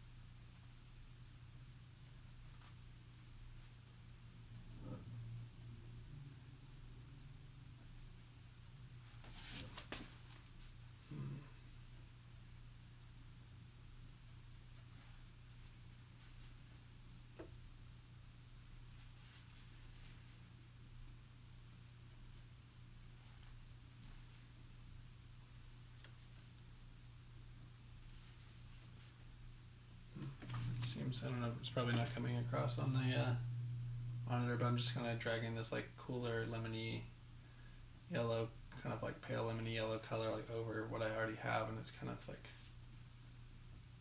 working out a little bit better than what I had before.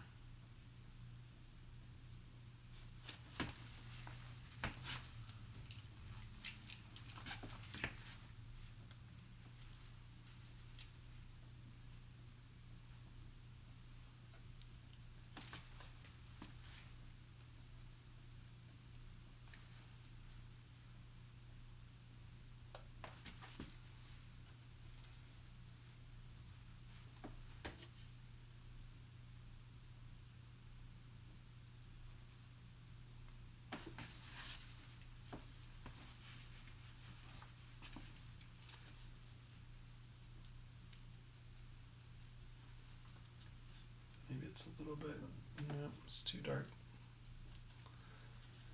Find something in between. There we go.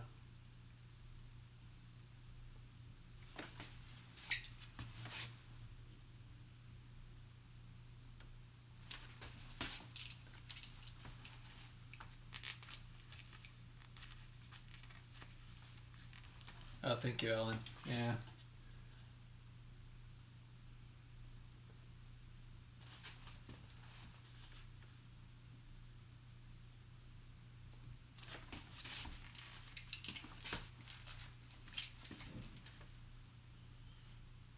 Yeah, that kind of goes back to what I said about that idea of like the grays will come, it's, and I didn't come up with that. It was somebody else's thought, but that's always stuck with me. It's like you can always push something, to get rid of the chroma, or at least make it less glaring. I definitely don't want to look like, like clown makeup or something like that, but sometimes the start kind of can look like that, and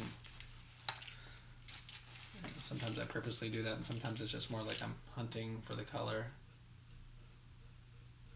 But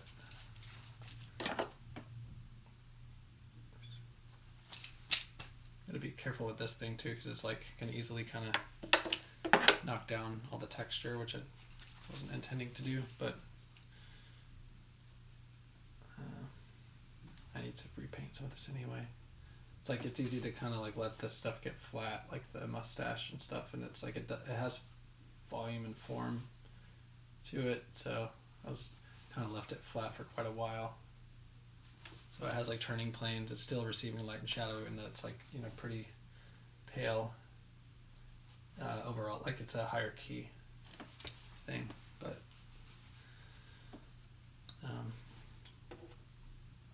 gotta make sure that I don't think of it as flat, because I don't want it to look like it's pasted on.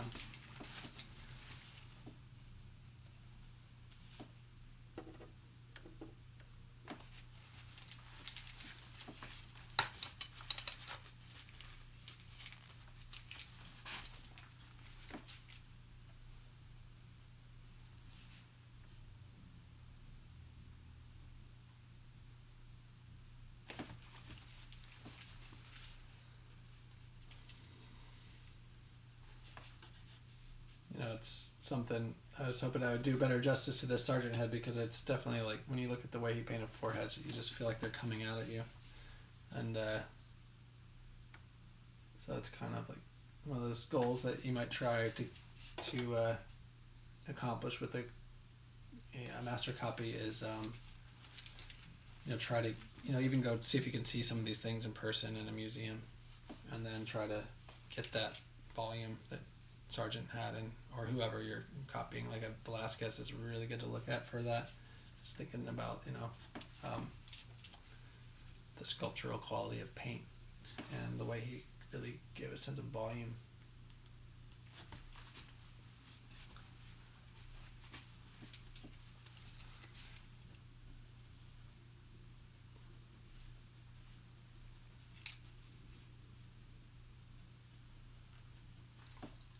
Go back in and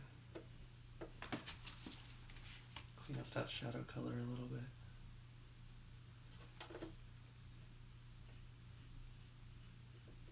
It's interesting when I did a sort of Photoshop value exercise on this, just like trying to use a color picker just to figure out like how light and dark are some of these things. This shadow was pretty, it's lighter than you might think. Especially when you're dealing with north light and you have a lot of reflected light bouncing in from like a mid to lighter value background or whatever. You're going to get a lot of that in there.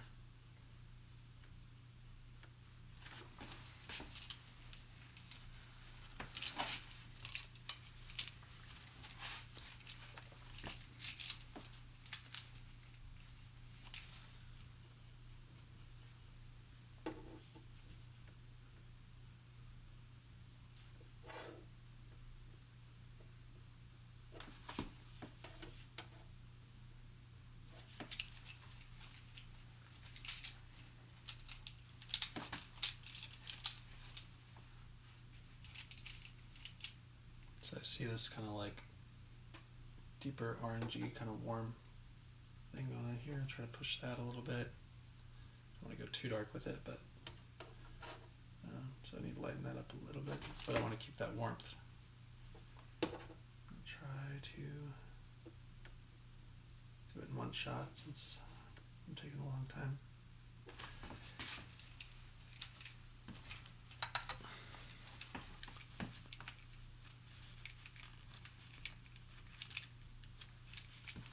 Oh, Chantal, cool, great.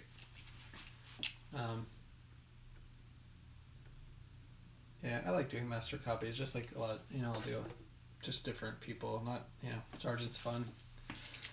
It's fun to try like the Zorn palette thing, which is actually, can be a little bit easier just because you have less choices. You don't have to sit there and think like, which red do I use? Because if you're only using one, it can take the guesswork away. You have to figure out how to manipulate that, but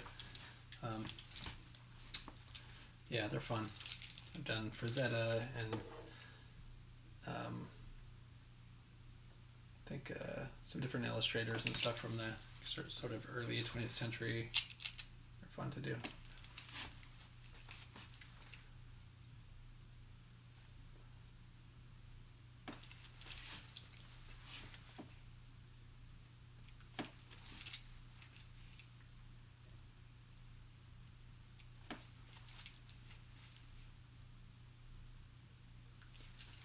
So I'm just taking a sort of cleaned off brush because I don't have I like using these master's brushes that are a little bit bigger to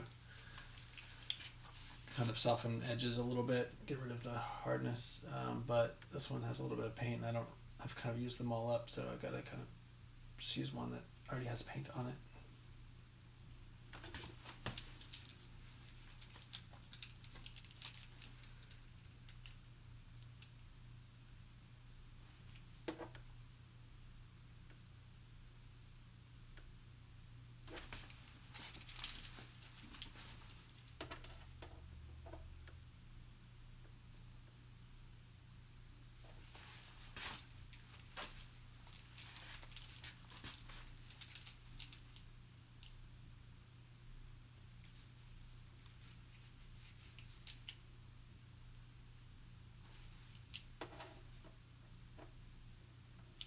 sort of more of a very slightly darker tone here, and it'll kind of help make this forehead have a little bit more volume. It's a little flat right now, so I'm trying to like get that turning plane in there a little bit more.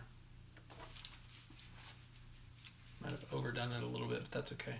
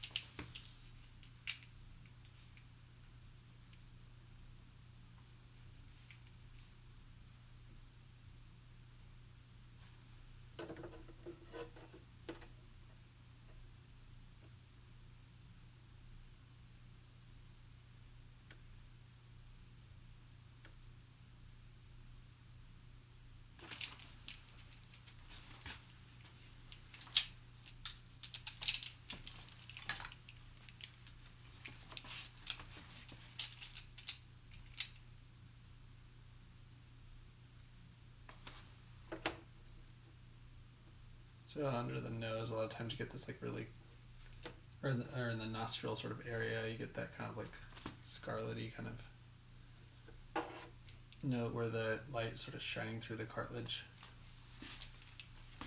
Just fun to put in there. Make sure that it just stays a little warm, or stays a lot warm.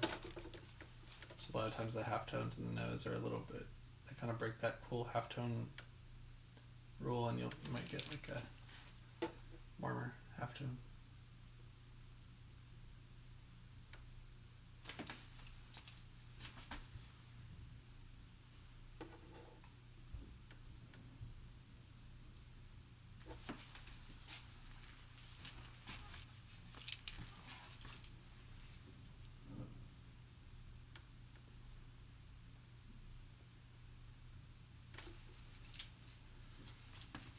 Trying to open that up a little bit so he doesn't have so much of a scowl. So I think I'm kind of making this guy look a little bit older, partly because giving him a little bit too much of a scowl. Not that you have to scowl if you're older, but make him look a little bit more like miserly or something, rather than old. I'm gonna get myself into trouble.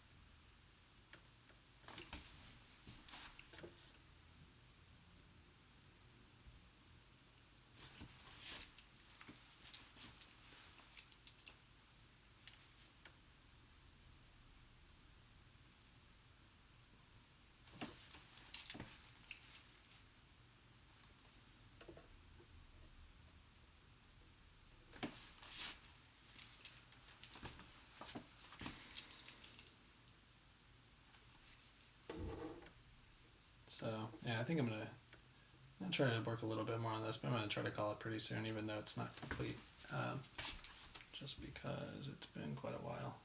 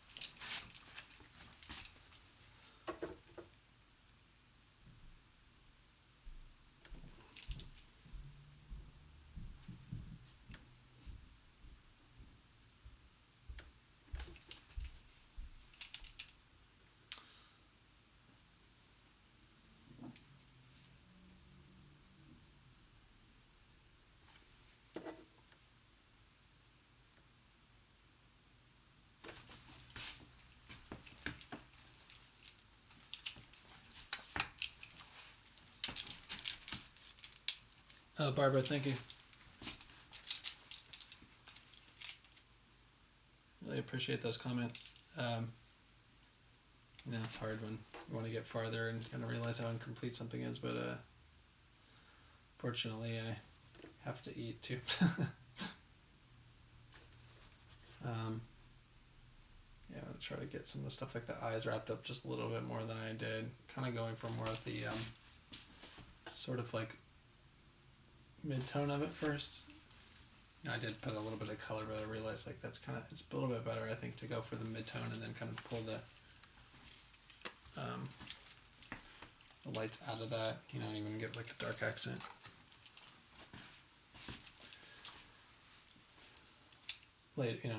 Get the dark accent of the pupil, sorry. Need to make sure that I'm finishing my thought.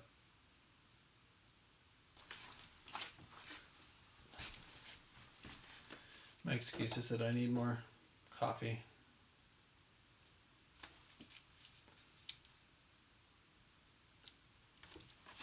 The cat's out of the bag now. Uh-oh.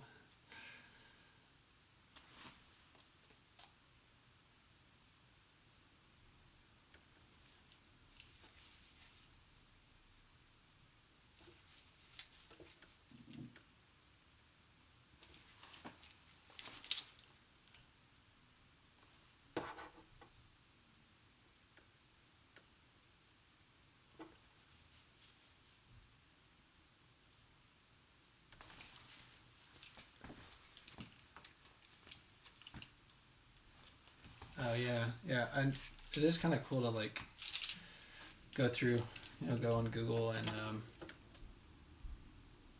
look for unfinished paintings by your favorite people, favorite artists. Like I like to look at Waterhouse or Sargent or just whoever. Just like look at unfinished paintings. Repin has some cool studies that he did that are, I don't know if they're unfinished, but they're just sketches or studies, so they're not like a finished painting as we're used to thinking about it, but it's just nice to see like how they approached it. You can definitely see the thought process. Sorry. A lot more that way.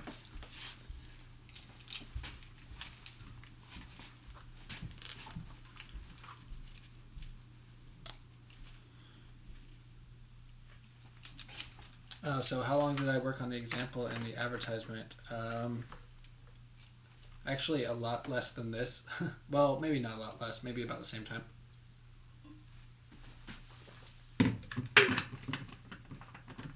I can't remember. I think I came back another day and maybe like did some more to it. But I was working a lot smaller, so that's part of like why it was a little bit easier to kind of do that. This is, that painting was probably like this big, square maybe, and this is, or maybe it wasn't square. I can't remember. Sorry, but this is kind of a bit bigger than that. So I have to keep that in mind too. That sometimes things just take longer when you're working on something bigger. And this is definitely taking a while, but a finished painting takes a lot more time than this. So I'm just like barely touching the canvas with this brush. Just because I don't want to like disturb the direction or directionality of my strokes, if that's a word.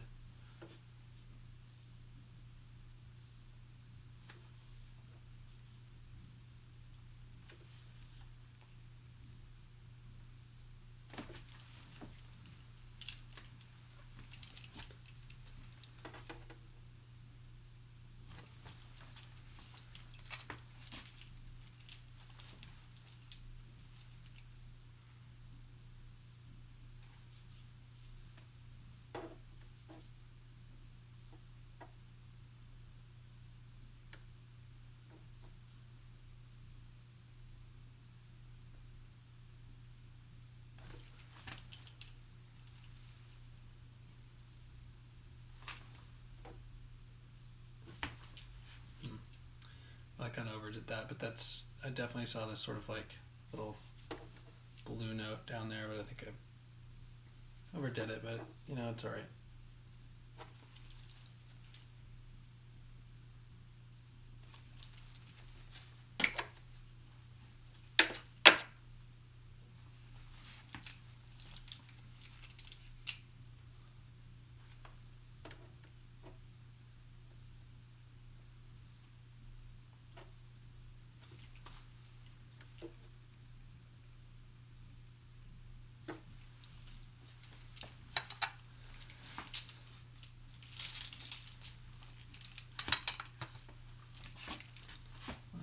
So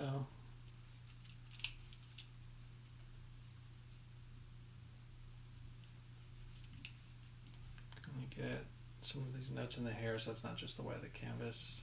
Okay, I work a couple more minutes on the eyes, and then I'm gonna call it. Really appreciate everyone's hanging around, and just in case you weren't here earlier, just to make a plug for the school, we have our fall enrollment ends May 31st for scholarships and June 30th for admissions. So, if you're thinking about that, definitely call our office through our website and get more information about classes. If you have any questions, they'd be happy to answer them for you.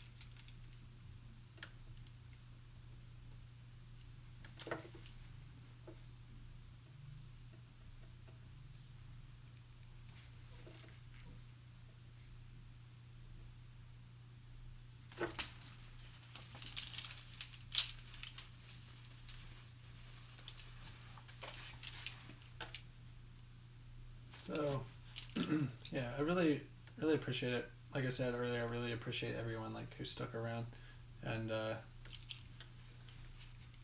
here as I'm sort of like finishing up, if anybody has any last questions or just comments or ideas for future streams or whatever, I'm sure the school would be happy to find that out, get your feedback, but also if this was helpful, it'd be great to know.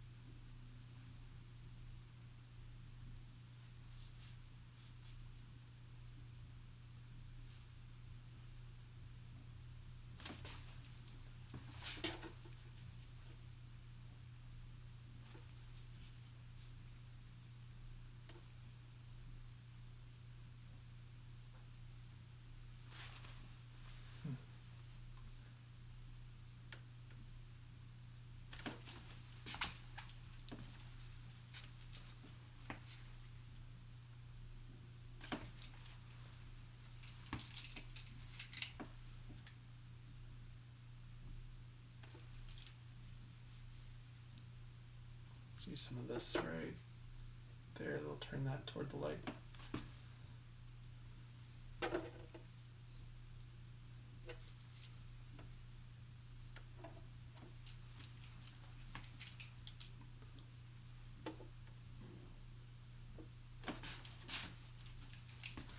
All right, a couple more touches on the eyes, and I'm gonna be out of here.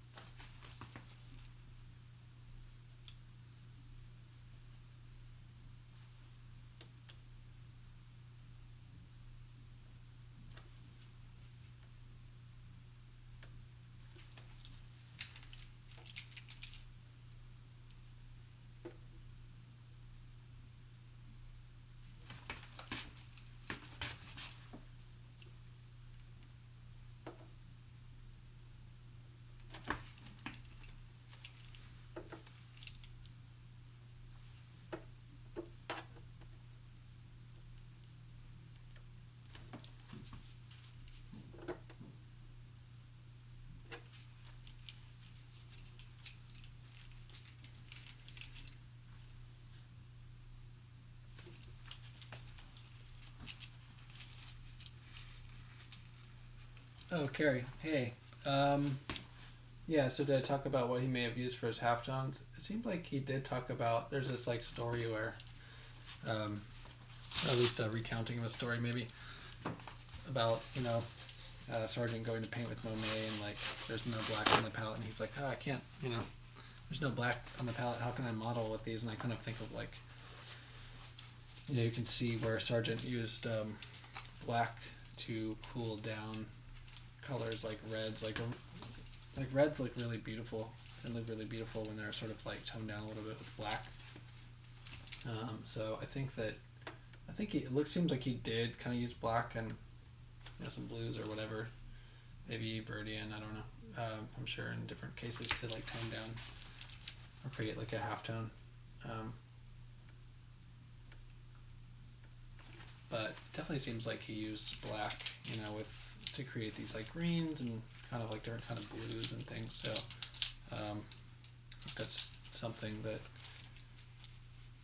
I've kind of like noticed just from like looking at his stuff and knowing that he used black is seems like maybe he used that in the halftones quite a bit as a blue, or as just like something to modify the color, not like, oh, it's darker, just add black. I mean, he definitely saw it influencing that color, I think so.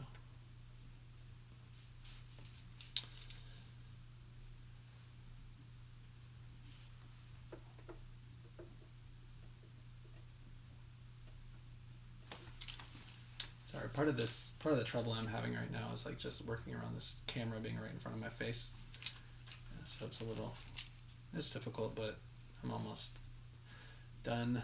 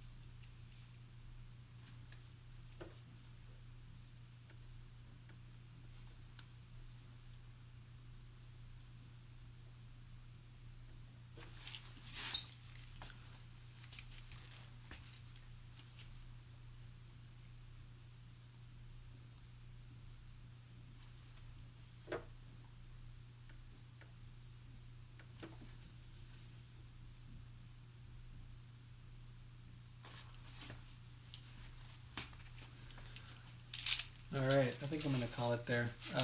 Thank you guys for hanging out and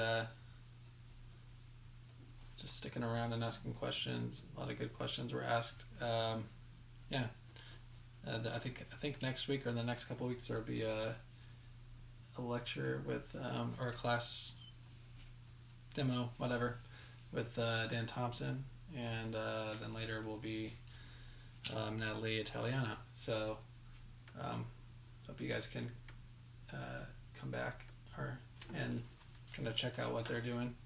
Definitely be some exciting stuff with Dan next week and Natalie. So appreciate you guys hanging out, and I will talk to you later. Bye.